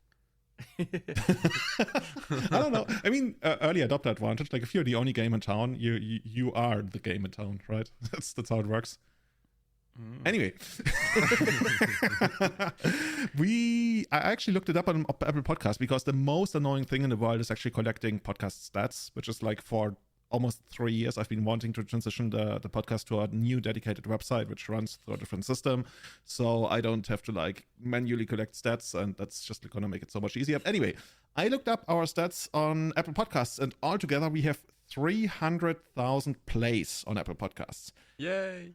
Hey, like if I had asked you to guess, like I would have known it. Like if I had told you like 30,000 or like a million, like I wouldn't have any idea of. Like, Yeah, I how have much no it is. idea either. Me too. Honestly, also, it's a cool number, but plays is the most misleading stat. Like honestly, people like to talk about podcast stats, and while I only know so much about, I know that everybody who talks about the plays in their podcast is full of shit. Because a play on a podcast is like, I accidentally clicked this and I clicked it right away because I don't want to listen to it. Like, hey, I got a play. It's like, no, there's much better stats. So that there's are actually like 15 people listen to us. Yeah, Yeah. exactly. And they constantly misclick and listen to the podcast again. And like there's one guy that I paid, like he constantly clicks and stops the podcast. That's called a bot. Yeah. Yeah. But like, I don't know if it's just me, but like, for example, sometimes I split podcasts where I just can't listen to a 2 hours straight to the same thing. Especially like, because I listen to podcasts when I do sports and things like that. So I probably for one episode, I give any podcast probably about between 2 and 4 clicks, I think. It really depends. so, Like if you downloaded it, then they don't really register clicks anymore. Then it's just like a download, I guess.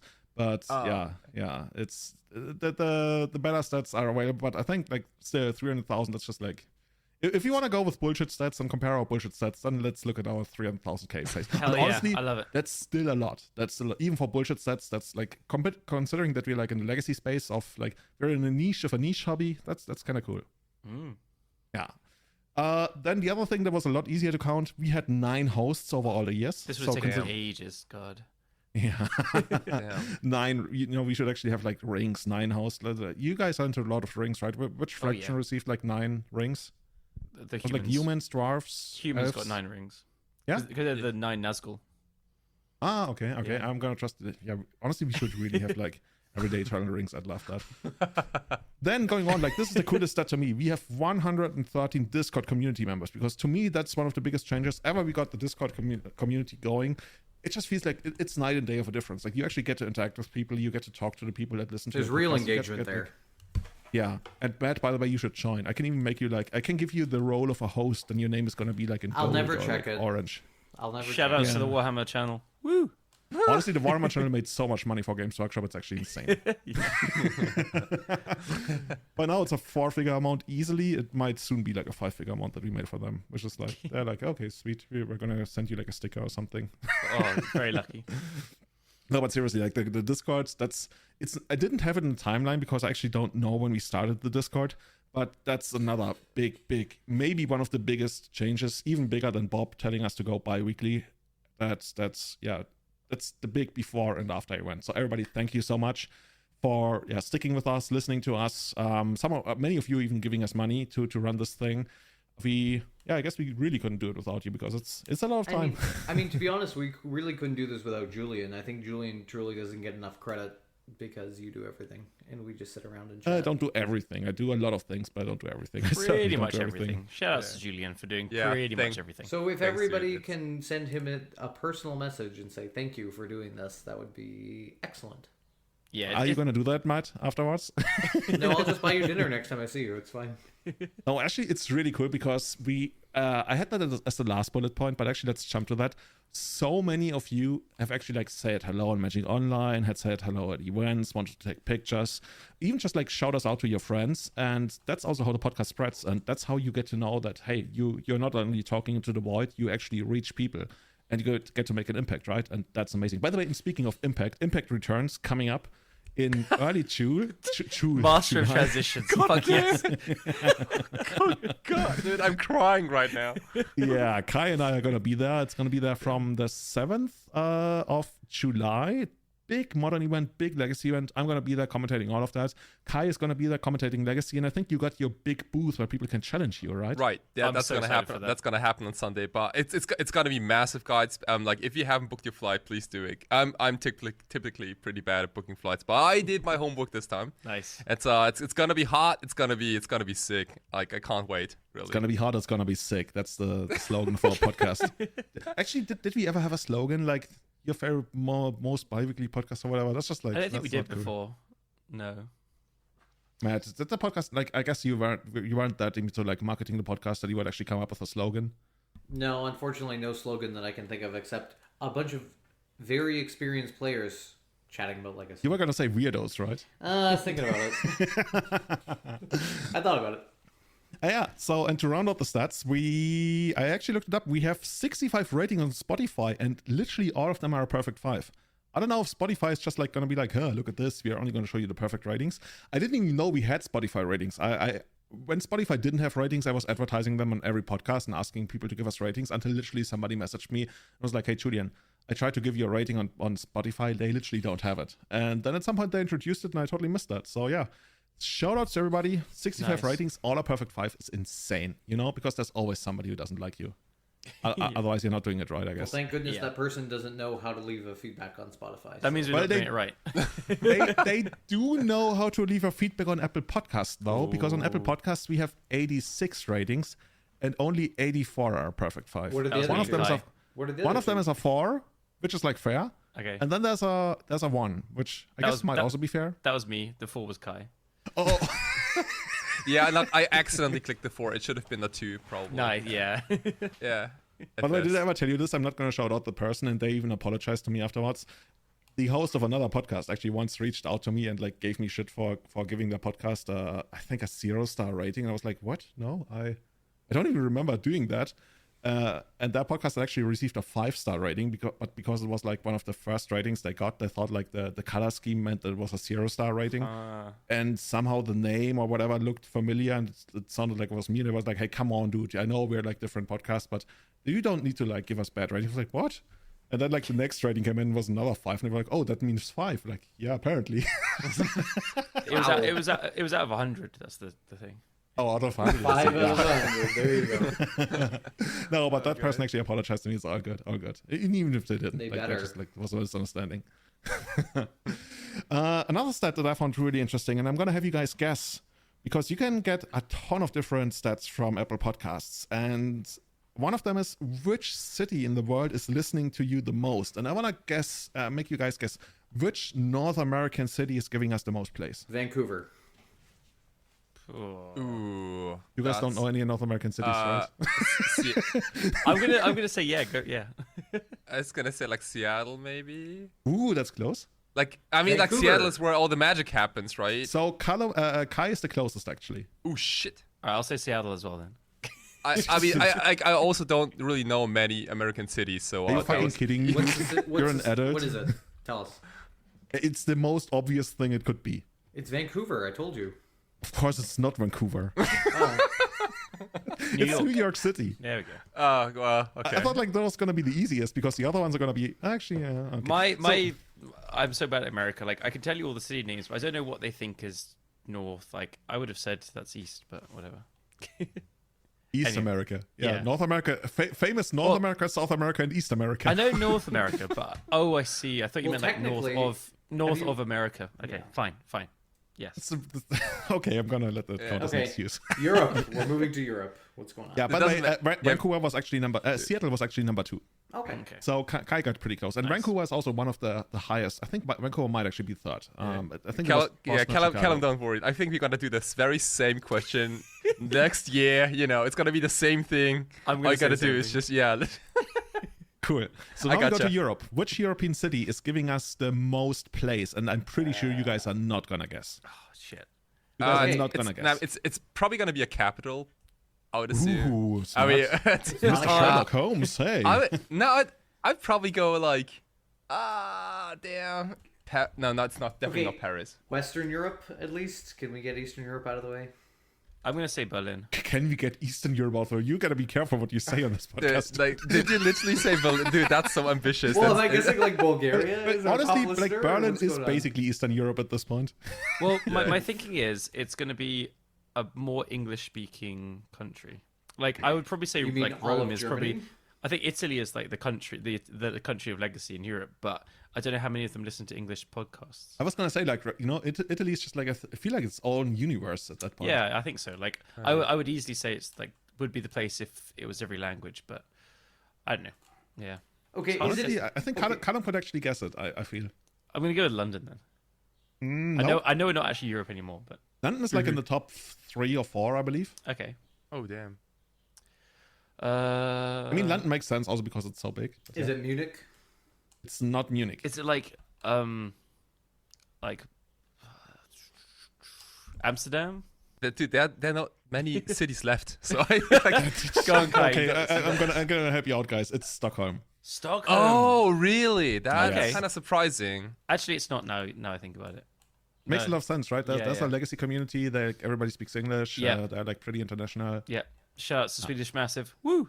Oh, yeah, shout out damn. to the Stockholm Legacy Report, by the way. Yeah. They're yeah. awesome. Check it out. That's another legacy podcast for you to check out. Okay, now we come to Asia. That's pretty easy. It's Ulaanbaatar. Then we go to... No, seriously.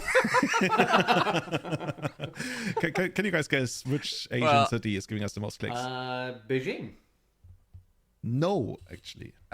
Singapore would probably be my guess, maybe. Are you because guys for real? I thought this was going to be the easiest Tokyo? one. Yes. Really? Are you what? I thought Like you the guys biggest were city in the world is giving us the Real? most clicks. So what a surprise. Yeah. Okay, I gotta tell you guys though, like Japanese really suck at Japanese. Japanese really suck. slander here. God damn it! I'm sorry, guys. What's your favorite Japanese word? Wow. I was gonna say upkeep, but that's literally upkeep in Japanese. Oh, that's No, so I perfect. No, but seriously, Singapore is actually a good shout because when you think about it, like Singapore is probably like percentage-wise higher English speaking than Tokyo. Oh, I would guess. absolutely. It's the next British colony, right? So. Yeah, yeah. So yeah, but it's Tokyo, and then Oceania. We didn't like none of the African or Antarctica cities made it into the top. I think I looked 100 or something. But Oceania, like, I mean, which city is giving us the most clicks? Does New Zealand count as Oceania? Or Yes, It definitely does. Yeah. These are the perfect questions. I mean, it's gotta be Sydney, right? Canberra. Please tell me it's Sydney. it's not Sydney. It's not Sydney. What, are you is it- kidding me? Where is the biggest legacy scene in Australia that you know about? Yes, it's Melbourne. Easy. Oh, I got 2 interesting. boys. Screw you. Damn. Okay. Interesting. I mean, like they also used to have like GPs. I think like every once in a while. I think it was always between Melbourne and Brisbane. I think. Yeah. Where's Yeah, Duke? and Where's they Duke's also from? had the what wasn't that like the Salt Mine podcast with like Oh, Sean yeah. Brown and everybody? Oh heck yeah. Love Yeah, those yeah. boys. What a goat. Yeah, so- That was my first podcast guest appearance. Oh, you really? Yeah. Oh, that's cool. I gotta actually listen to that. Years ago. It was about miracles. About just after Top got banned. You'd enjoy it because Top got banned. I did. Dude, that was the best time of my life.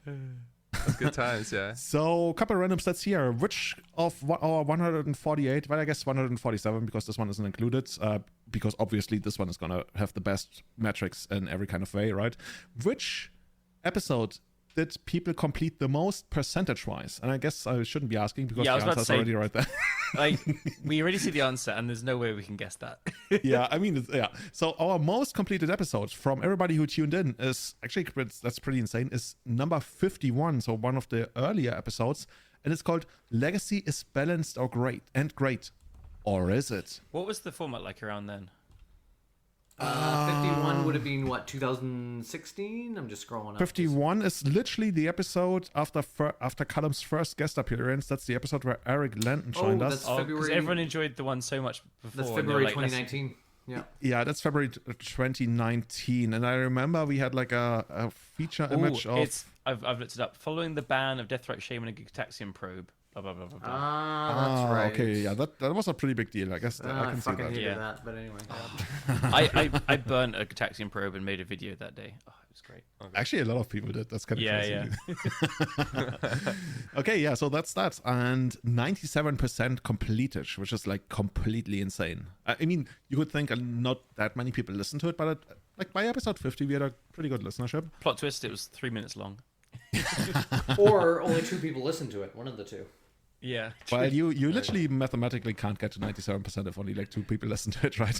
Okay, you know what I I guess mean? no, actually, you're right. If both of them listen to like the 97%, yeah, of course you can. Yeah. Cool. So, which one's the least completed episode? This That was actually a doesn't surprise.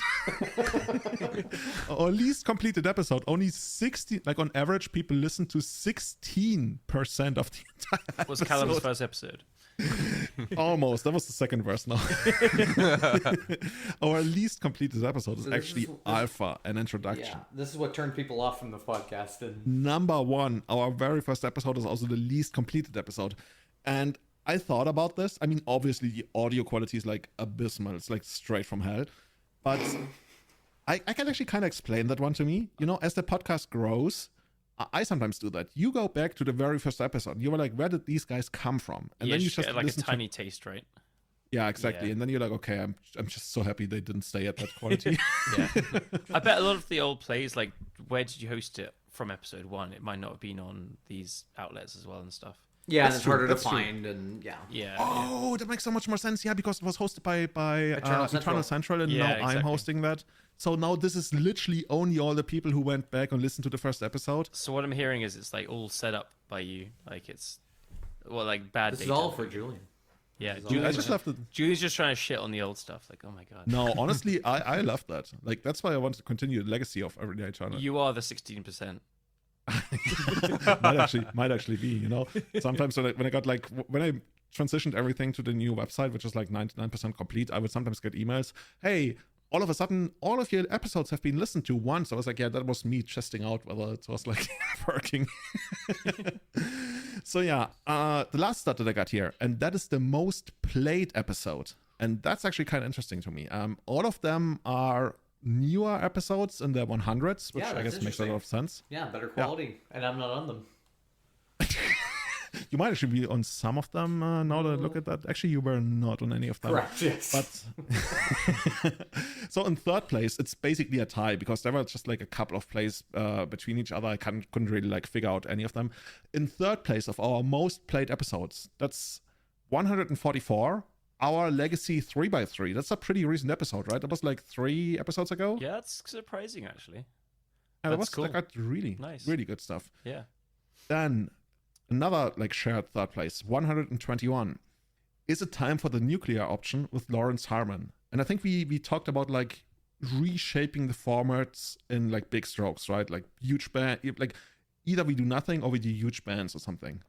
Yeah, it was like kind of theory crafting what happens if we do these things that we didn't think would happen, but it was just like fun to discuss and talk about. Yeah. Then we got episode number 137, 2022 CE, Common Era. The Good, the Bay, and the Awesome. Apparently, I made a spelling mistake in the name of this episode, which is the best because it was supposed to be the Good, the Bad, and the Awesome. I just thought it was about like the Bay in America. like San Francisco. Yeah. Or maybe Michael Bay.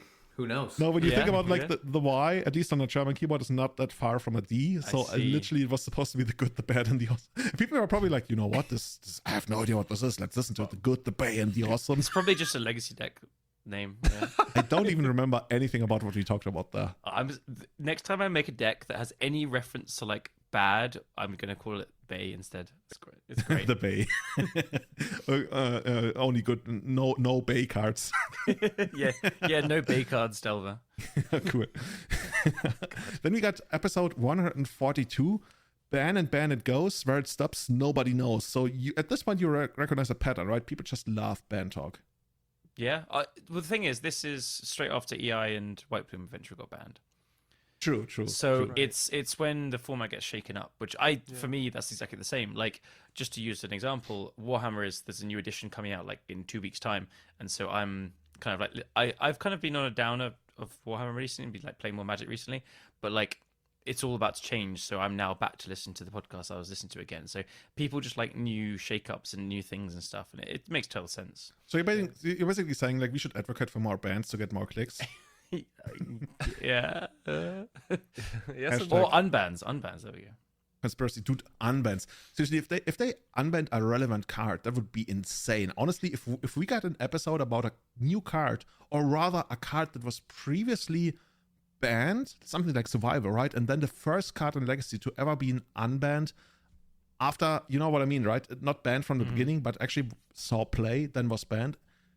Yeah. Those cards have never been unbanned. It'd be unprecedented. Yeah, except for Modern, but Legacy it never happened. Yeah. So- Modern it happened once. Yeah, and then got banned again, right? Yeah. Well, Sorry. yeah. Let's cross our fingers. Come on, Survival Unban. You can do it. Yeah. Honestly, okay, I so think we it'd be got these totally for... safe, but that's another episode. Yeah. Yeah. So these 4 episodes are pretty much like neck and neck. You can't really like say any of them is like in third place. Then second place, episode 139.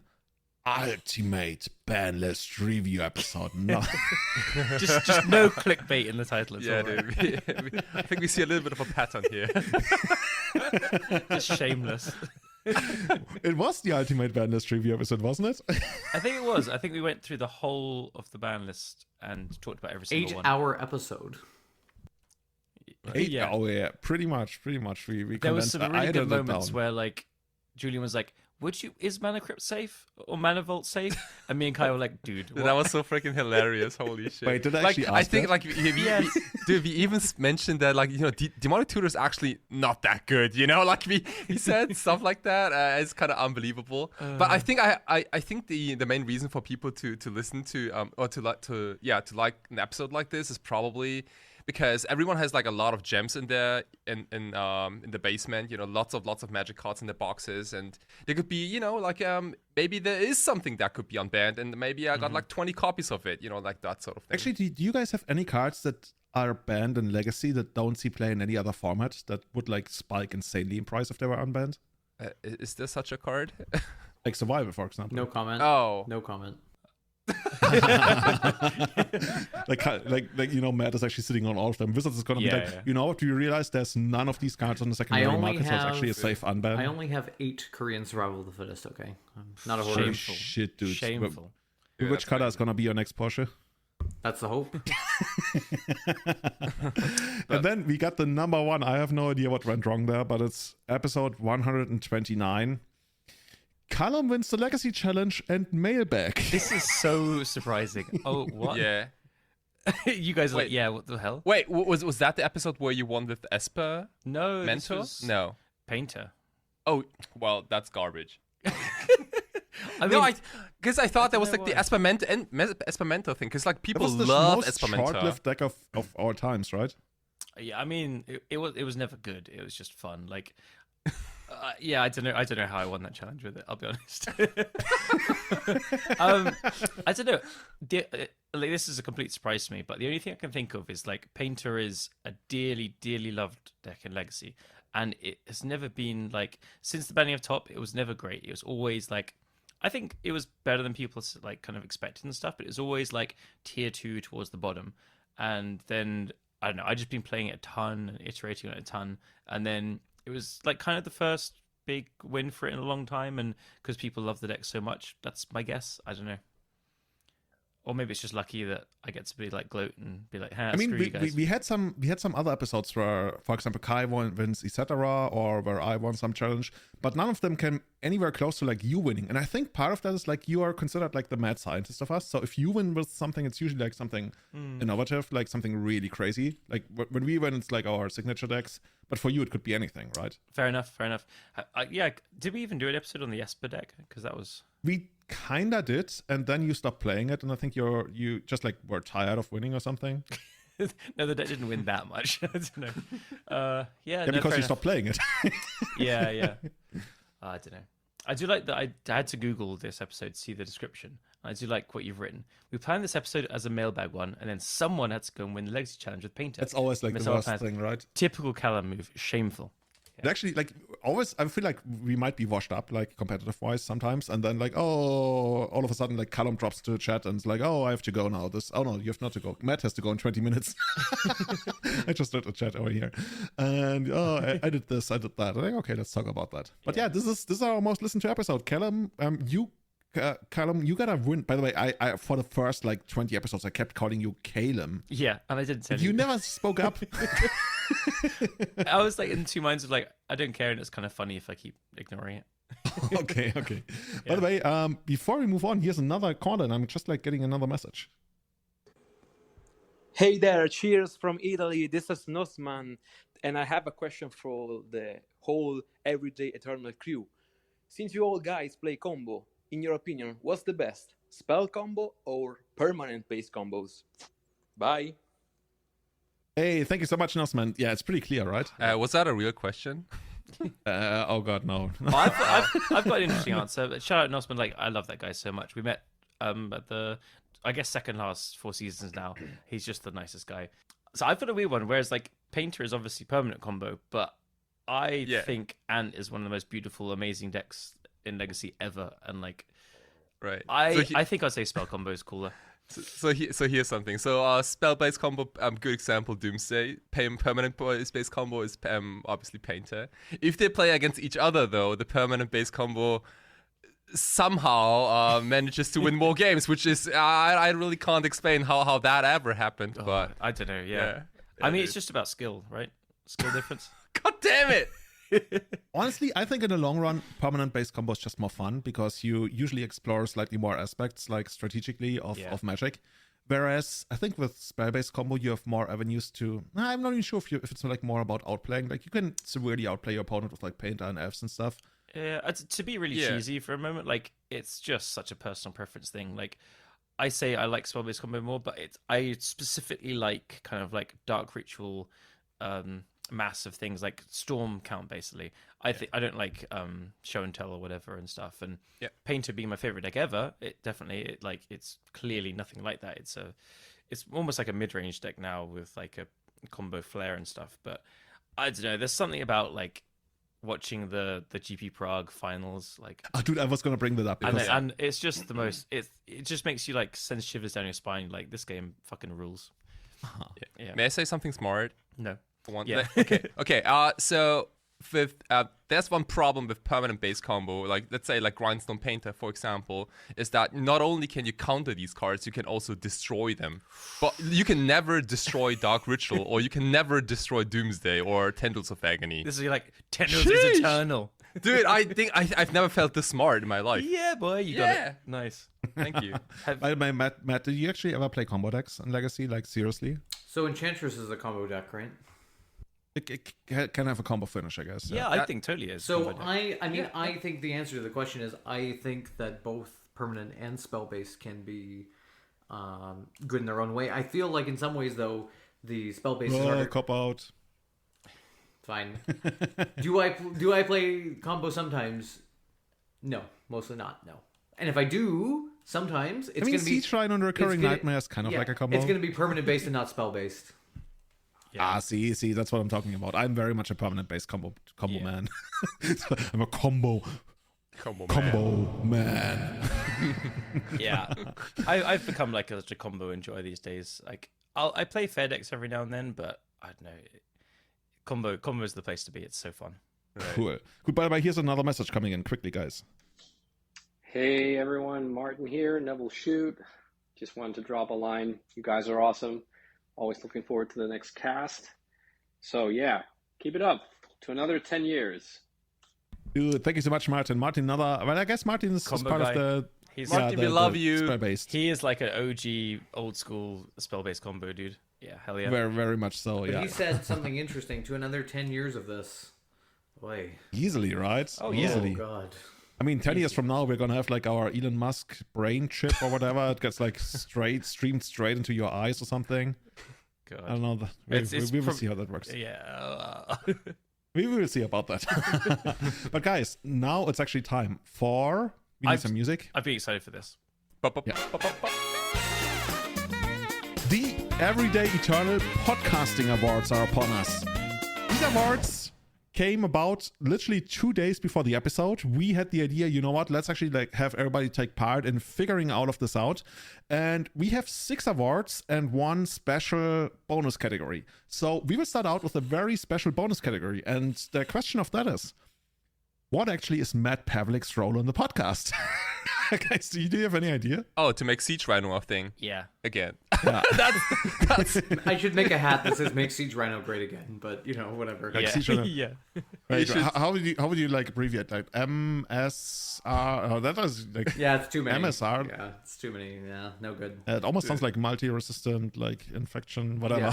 Yeah. we've got to the good bit of the podcast now. Yeah, we're in it. So this is one of the categories where I actually allowed people to submit their custom answer, and 35% of people actually did submit a custom answer. None of them actually won, but I want to read out some of the best ones.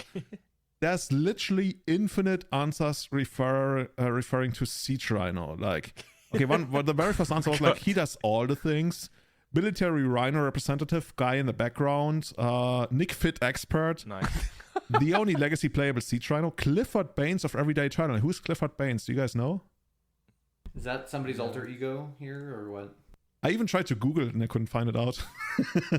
But yeah, a lot of people like, here's another answer. Rhino Hype Man, Rhino Wrangler, never heard of them. Siege Rhino Lobby, Casual Beta Savannah Salesman. That's so specific. Holy shit. Yeah, one of them said Matt's show on the podcast is Callum. And here's my two favorite ones. Is that the guy who trades car parts for reserved list cards? Sounds pretty close, but it might be the other way around. Yeah. Nice. At these days, yeah, definitely. And here's my favorite one. Host, dentist. He has an amazing voice and can talk about Legacy with confidence, although he didn't play it for years now. Yeah, that's somewhat true, isn't it? Honestly, if I had to guess, because it doesn't say so, I think that's Tomasz Vlachek. Tomasz, if that that's was probably you, true. Thomas and I do Honestly? have a bit of a thing. a bit of a thing. Bit of a thing. We leave it at that. But you know what actually won? Which answer? Which answer at 54% of the vote? Who's that guy? What is your role on the podcast? You are the podcast's very own dentist. Hey! That is strictly true. Congrats. Yes. Ooh. Not officially a dentist until now. Cool. Matt, how do you feel about our very own dentist? Who the fuck said they don't know who I am? Find out. Otherwise, Send some detection probes around to their house. yes, I mean, most of our newer listeners, maybe they wouldn't even it's know. true, but they yeah. should still. I feel very honored to receive this award of very own dentist. Thank you. Yeah, you we're gonna again. print it out and you can put it up in your office when you have your own dentistry. Sounds good. So, here comes the very first actual category, and that is who is the most handsome host? Obviously, think, guys? obviously you, Julian. I've seen you in person a lot, and I No, think it's no Matt, contest. we are literally tied for last place. I think it's Kai. It's Oh, gotta be dude, Kai. I thought it was like like all of us combined if you This play a is- team this event. is the easiest Oh, Kai dude. ever. Okay, you know what? Actually, let's look it up. I'm gonna rip open this envelope. And it's Kai at 45%. Kai, you're the most handsome Oh, host of the God damn it. Everyday channel. Dude, I feel so unconfident and this. Thank you. God damn it. No, people love you. Yeah, You're the most handsome dude. Let me grab a beer real quick. Yeah. No, second place is Callum at 30% pretty much, and then Matt and I are literally tied for last place at basically 13%. What pictures rounded did up. we use to judge ourselves against? Well, only our voices projected through the. Oh, well, that people makes use. sense. You know what? But, Yeah, it's. but I think we all look That's it, though. pretty good. But while playing, we all look good. I think. Like we collected some pictures of like the team event, like at People the say national actually I look seasons and- menacing when I play, and I never noticed that. Like I thought like I was the most like chilled, relaxed guy, but people were like, no, when I play against you, I'm scared. I'm like, oh, cool, I'll take it. That's really interesting. Like, 'cause I think when we played against each other, and maybe that's that's already a little different. But I felt that you were kind of relaxed like all the time, and you commented on literally every single thing I did, even when I cracked a fetch land and things like that. Oh, turn But- on fetchland, so but- lucky. Oh my god. So lucky. you even found something. That's crazy, dude. Of course you have the ponder. Yeah. Of course you have the dual land in your deck. Holy Keep 7. Oh, lucky. oh, God damn Okay, it. here comes the next question. Next category. Which host has the best taste in decks? I'm gonna just say it's easy me because people love Painter. So I can already tell that we all dislike Jeskai control, which makes us really, really like on the same level on things. I'm going to say no other category had as clear a winner as this one. Okay, it's gotta be Callum, right? Callum has a 2-digit number of votes, whereas none of us managed to break 2 digits. Yeah, dude. Yeah, dude. Hell yeah. So Thanks, all guys. of us, Callum has like Boo. 63% of the vote. Boo. All of us are like around 11 and 12%. Thank you guys. I'll take this. This is the best prize I could have ever hoped to achieve. Yeah. And actually, it's the best one to win this competition. So It is. It Thank is you, guys. secretly, it's like the best supporting actor. I'll it's actually take- like I'll the take really it. hard one. that's cool. Cool. So here's our Actually, third I need to category. thank my mum, my dad, Painter Servant, and Grindstone. Yeah. Awesome. Yeah. They say hello. Category number 3. The biggest fuck up in Everyday Eternal history. Nominated. Kai forgets to book his flight to 4 seasons. God, that was so bad. Despite having a hotel, a deck, and everything lined up. Yeah. We Well also paid. have Julian accidentally deletes his audio track and has to re-record all of his parts afterwards, which, by the way, took something like 5 hours. It's like the worst thing I've ever did in my podcasting life. I never want to do it again. Third nomination is We Skip Oko to discuss actually playable spoiled cards. Yeah, I remember that. You know how for many years we actually we pretended that's why Bob was no longer part of the podcast, because that's actually what he said, and yeah, you know what happened. And we're never wrong. We're never wrong. Yeah.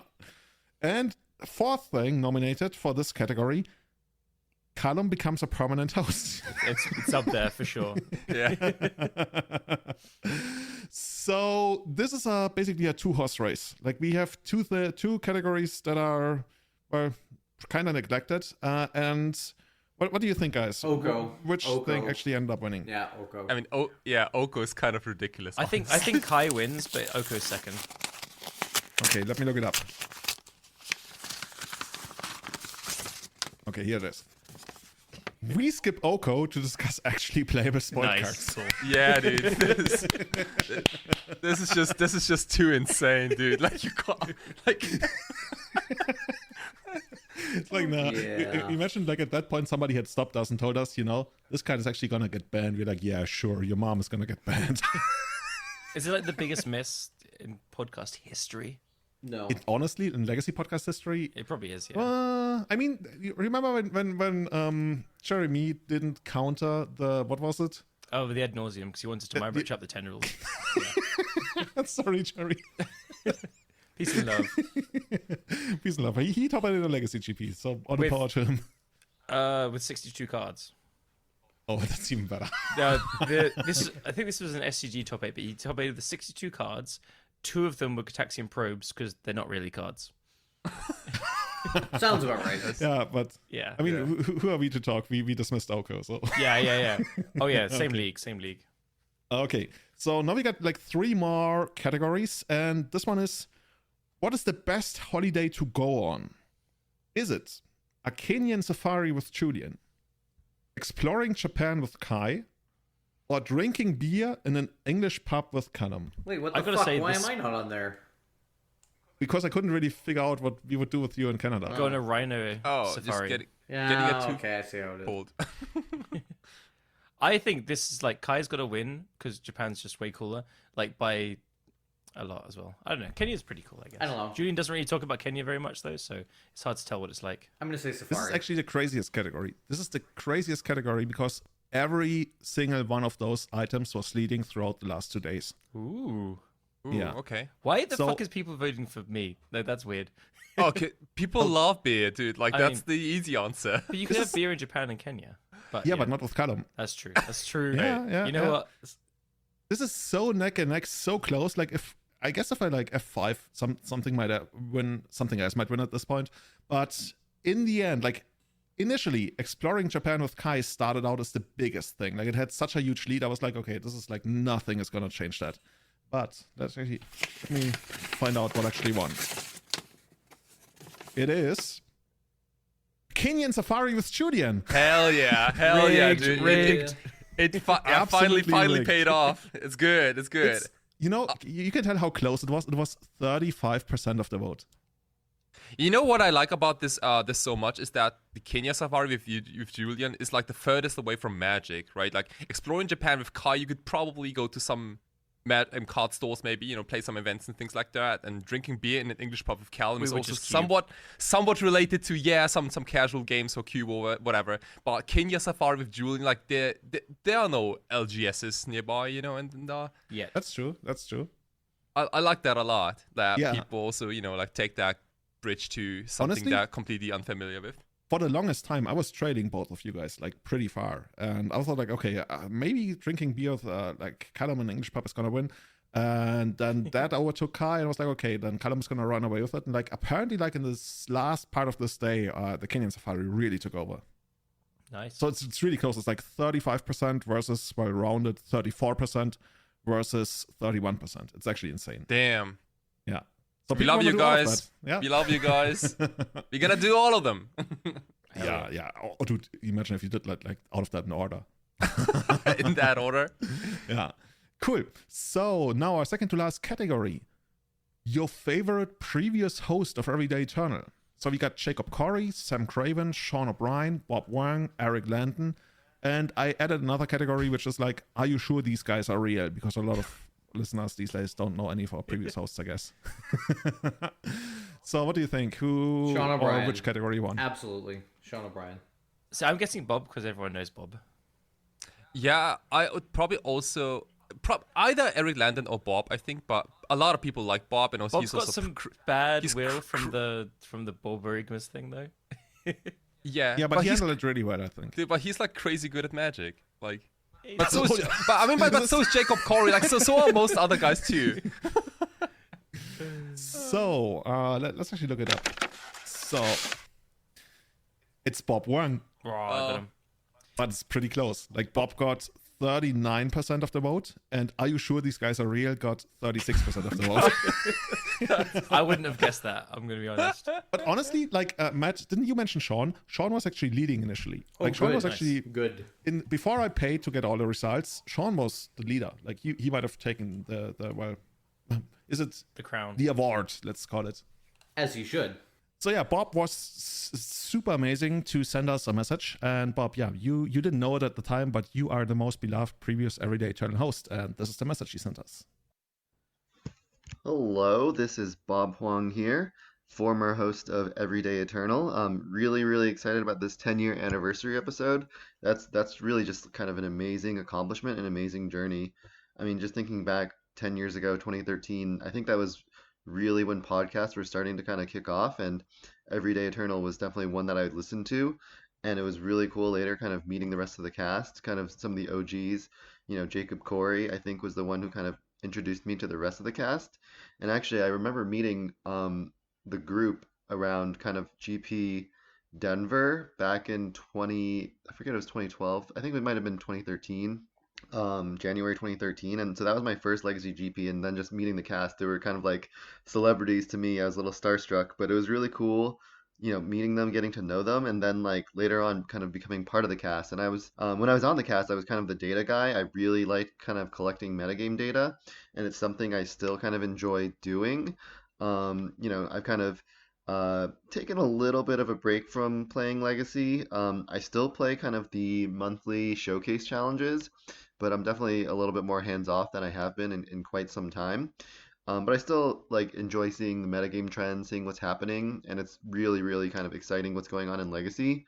For once, Delver is not the top dog, and the format feels really much more open than it has been in quite some time. It almost feels like, the post-Deathrite Shaman banning pre-War of the Spark era, where it was like, lots of different decks could compete. There's one slight downside to that, which is, I've been working on my Delver Bible, but I haven't found a good Delver list. So until that happens, it's going to be kind of on an indefinite hiatus. But I'm excited to kind of see where the format kind of grows and develops from here. I've also kind of been branching off into a couple other games, kind of playing board games more with my friends. And the one I've really gotten into recently is a board game called Dune Imperium. I highly recommend you check it out because it's kind of a deck building game, just like Magic is. But yeah, I'm glad to kind of stay involved with the community. I'm sure it's going to kind of, my involvement is going to wax and wane as it goes, but, really happy about this 10th anniversary episode. Shout out to Julian for really taking over the podcast and really running with it, growing it. Caleb and Kai have been amazing additions to the cast, and this is still one of the podcasts that I listen to regularly that's related to Magic. In fact, it's maybe one of two, so definitely has a special place in my heart. And congrats again to everybody. Thank you so much, Bob. That's amazing. Thank you. Oh, it's too kind. Holy shit, he had a lot to say, but it's good. It's just saying, like, holy. My favorite part? Like Bob has always been like the data guy, right? He had that column on what's it called, Channel Fireball, where he like analyzed the metagame and everything. And like for half a minute, he went back into that, right? Analyzing the metagame, like, oh, what do I do with Delver here and there? Just like that's just like Bob's thing, and I love that. Every now and then, he still pops up on Twitter, like, to tell people that they're wrong and this and that is actually this percentage of the metagame. I'm like, damn, you never see him playing, as he said, apart from the showcase challenges, but he's still collecting it all, and he still knows more than most people. Yeah, he's just like the guy in the background collecting the truth and nothing but the truth. You want Yeah. the truth, you can't handle the truth. MTG Truth Social.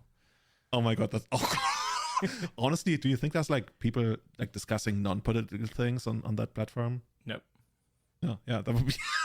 Imagine if that's just like normal people having a conversation about legacy. Maybe there is. I don't know. Would be anyway. Maybe they're talking about Delver Mirrors. Yeah.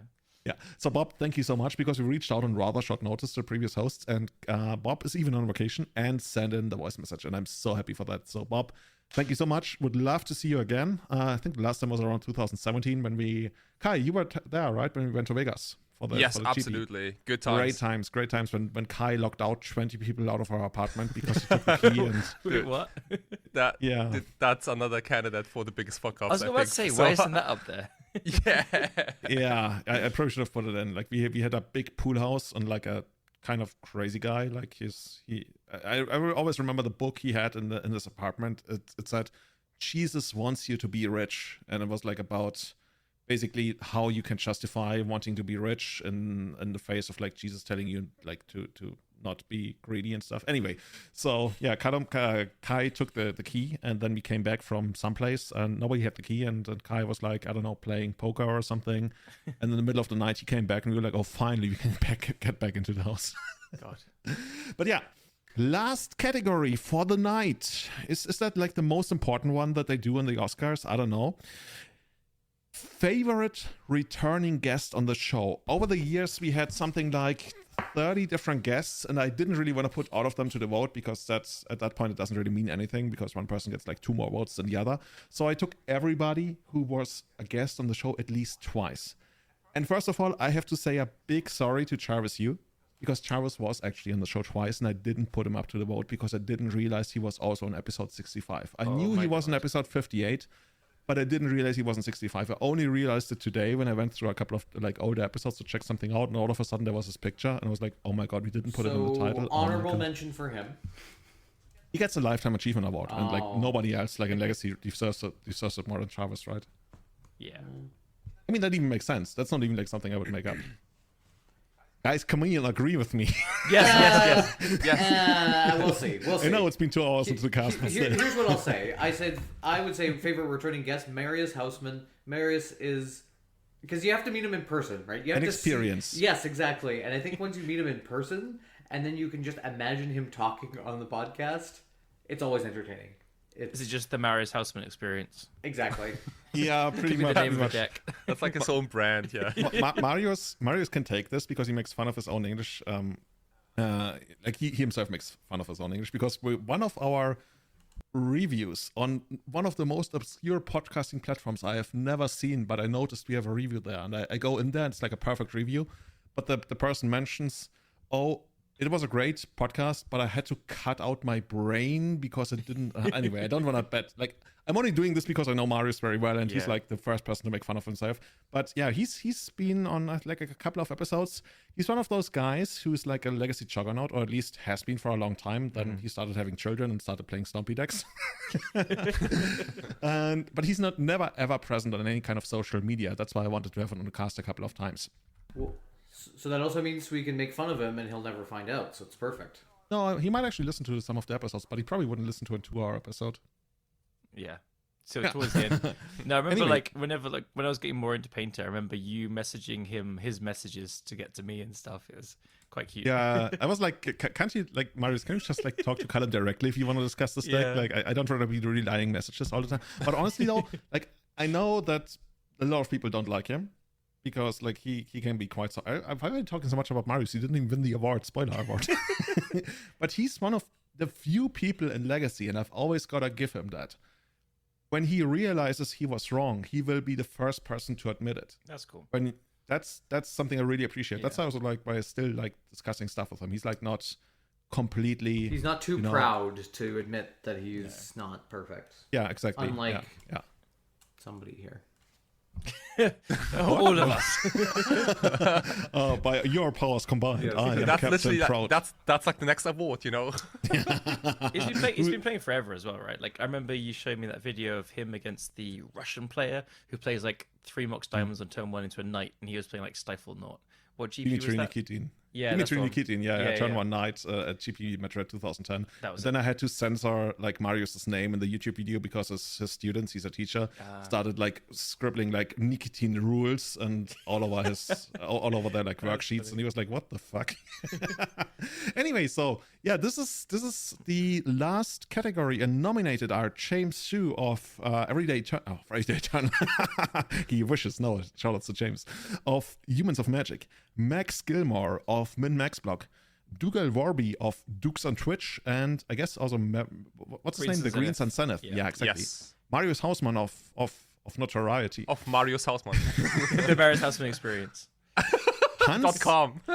Hans Jacob Kuhlmann Godek, aka HJ Kaiser, by the way, the only person to win 2 Legacy Eternal Weekends on 2 different continents. Mark Barra Koenig, one of the OG streamers. And no, Marcus spelled with a amazing C. grandparents who hosted somebody us. Somebody literally corrected my show notes and made a K. Marcus spelled with a C. That's not me, I promise. Okay, somebody was. It was me. Mark Barra Koenig, Philipp Schöniger, and the last option was They All Suck. I mean, you gotta give it. Like you gotta, if you want to be honest, you gotta have that option, right? True. Yeah. This is probably the hardest category to predict. Drum Who do you roll. think Yeah. won? Well, I'm James- guessing Max Gilmore. James Sue has a big following, so maybe James. I would probably vote for Dukes on Twitch, probably because he's just a super nice guy. This is not me saying in my preference, although I love Max to bits. Like, I like all of these people, so I think Max wins it, though, is my guess. Okay, let's look it up. The winner of the favorite returning guest on the show is Dukes on Twitch. Yeah, Nice. knew it. Well Yeah, deserved as well. He's the nicest know, person in the world. It's always been good It vibes, was man. rigged. Like, rigged. yeah. Matt, you don't know Dukes, right? Do you? Absolutely not. No idea who that guy is. You would love him. He only plays like Savannah or like, well, just green. Oh, dude, you guys would get along so Yeah. well. He's literally, He's like the Maverick guy. He's so close to add Siege Rhinos to his deck. Like, Yeah. it's literally. Then I this need is to. interesting Then I need because- to know this man. Yeah, would you love really him. should. He's also just the coolest, most chill customer in the world. Like, you cannot meet someone that doesn't like him. It's impossible. So here's a round of sound applause alike. for Dukes on Twitch. All the love to Dukes. Check him out. Second place was actually Max. You guys were really good. Like, Cool. it was pretty close between Dukes and Max. They were far ahead of basically everyone else. Third place, we got Mark Barra Koenig. Last place, we're not going to announce because that's awkward. They all suck, obviously. They all suck. Actually got fourth place, I believe. No. That's a troll vote. Well, they're tied. Like Marius Hausmann and They All Suck are tied. We don't need to know this. Okay, we don't go any further. What about This is amazing. the they all suck experience.com? That Honestly, doesn't. that's probably some porn website. Yeah, I was gonna say that sounds not like you intentionally. Oh yeah, shit. And moving swiftly onwards. Swiftly onwards to the end of the show, guys. This was my pleasure. Not only this, but the last 10 years. For all the years that you were part of this, like as a returning guest, as a spiritual guest, as a founder, as like Matt. Nobody has been on Every Eternal for as long as you have. That's correct. So That's correct. Damn right, son. That's correct.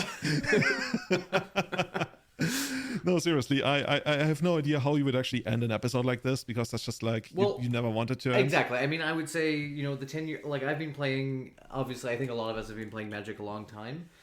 Did I think that we would ever do this for this long? Absolutely not. Is it crazy that it's been almost 10 years? It's coming up on the 10-year anniversary in about 18 months for our trip to Lille for that GP. That's crazy. Oh my god, that's insane. That's true. I think we just got to keep going into the future, and I think the plan is 2025 we got to do some sort of reunion trip, right? So if GPs are still happening, then we should do something. Yeah, we does Legacy almost like every other month or something, but it's the tournament organizer is called Legacy, so don't get fooled. But yeah, that's amazing. That's amazing. The biggest shoutouts though to everybody who's been supporting us over the years. I always keep saying this. It's not only like about supporting us on Patreon, but I think the biggest thing is just like to carry out the word of the podcast. Like there's this Spread the gospel, children. Oh, seriously, like when every once in a while there's a thread on like the source and people on the source, yeah, I wish on Reddit. And people are like, hey, how do I get into the format? And to me, the coolest thing is when somebody links to our podcast, right? When somebody's like, hey, check out this column guy, or check out their episode, or do this or that. And that's it. Keep doing this. This is the coolest thing you could ever do for us. Hit us up at GPs. Well, GPs, okay. Hit us up at events, Magic Online, wherever you are. We love you. We absolutely love you. And I can't wait, guys. Seriously. Here's to another 10 years. Cheers to that. Cheers. Yeah, cheers. Thank you so much, everyone. Really. Yeah. Big shout outs to everybody. If you want to support, leave reviews to support us. I'm too deep into the bottle to actually know. Like, you do the thing on Apple Podcasts and Patreon and at Spotify. And that weird platform where that one guy left a review. Well, I guess you don't. It's already a perfect 5-0. Yeah, okay. What are words? Another big shout out to Eternal Witness tiers. Seriously, I want that card back in the format. And so do Alex Crow, Tim Everett, Testacular, Sebastian Holliger, Guillaume, Sean Dewey, Francis Cooper, Cassandra Davis, Benedict Gruber, who's somehow in Athens right now, I just realized, Tom Zishka, our new host. Seriously, I'm too deep into the bottle. Tom, like, you got this. You got this. Tom Co-Run. Severin Schwarzhuber. There we go. You got it almost right. I was gonna say Tom and Benedict, they co-run the what's it called, the thing where I play the cards in the restaurant bar, etc. Amazing people. And Grizzle Brentier, Butchie Butt, Scott Monroe, Tom Happ, Kane, Ian Seefeld, and Colonoscopy. Thank you so much, everybody. See you again anywhere in the world. Maybe on Discord, maybe on Magic Online, maybe in the fields. In the fields? Did I say that? You get the idea. We love you, everybody. Matt, such a great thing that you were able to get on for this 10-year anniversary episode. Callum, Kai, so great to have you join the podcast. And I will make an effort to kind of be on a little bit more. Dude, seriously, if you start playing again, especially, that's just like the coolest thing ever. Like, try. When you told me you were gonna go to your local event, I literally cried. No, I didn't. Well, that's okay. Just remember, kids, keep rhinoing. Nice. Keep rhinoing. Maybe that's the new slogan. Everybody, we love you. See you again next week when Callum cracks the password to his laptop and can record podcasts again. Everybody, bye-bye. Bye-bye. Cheers.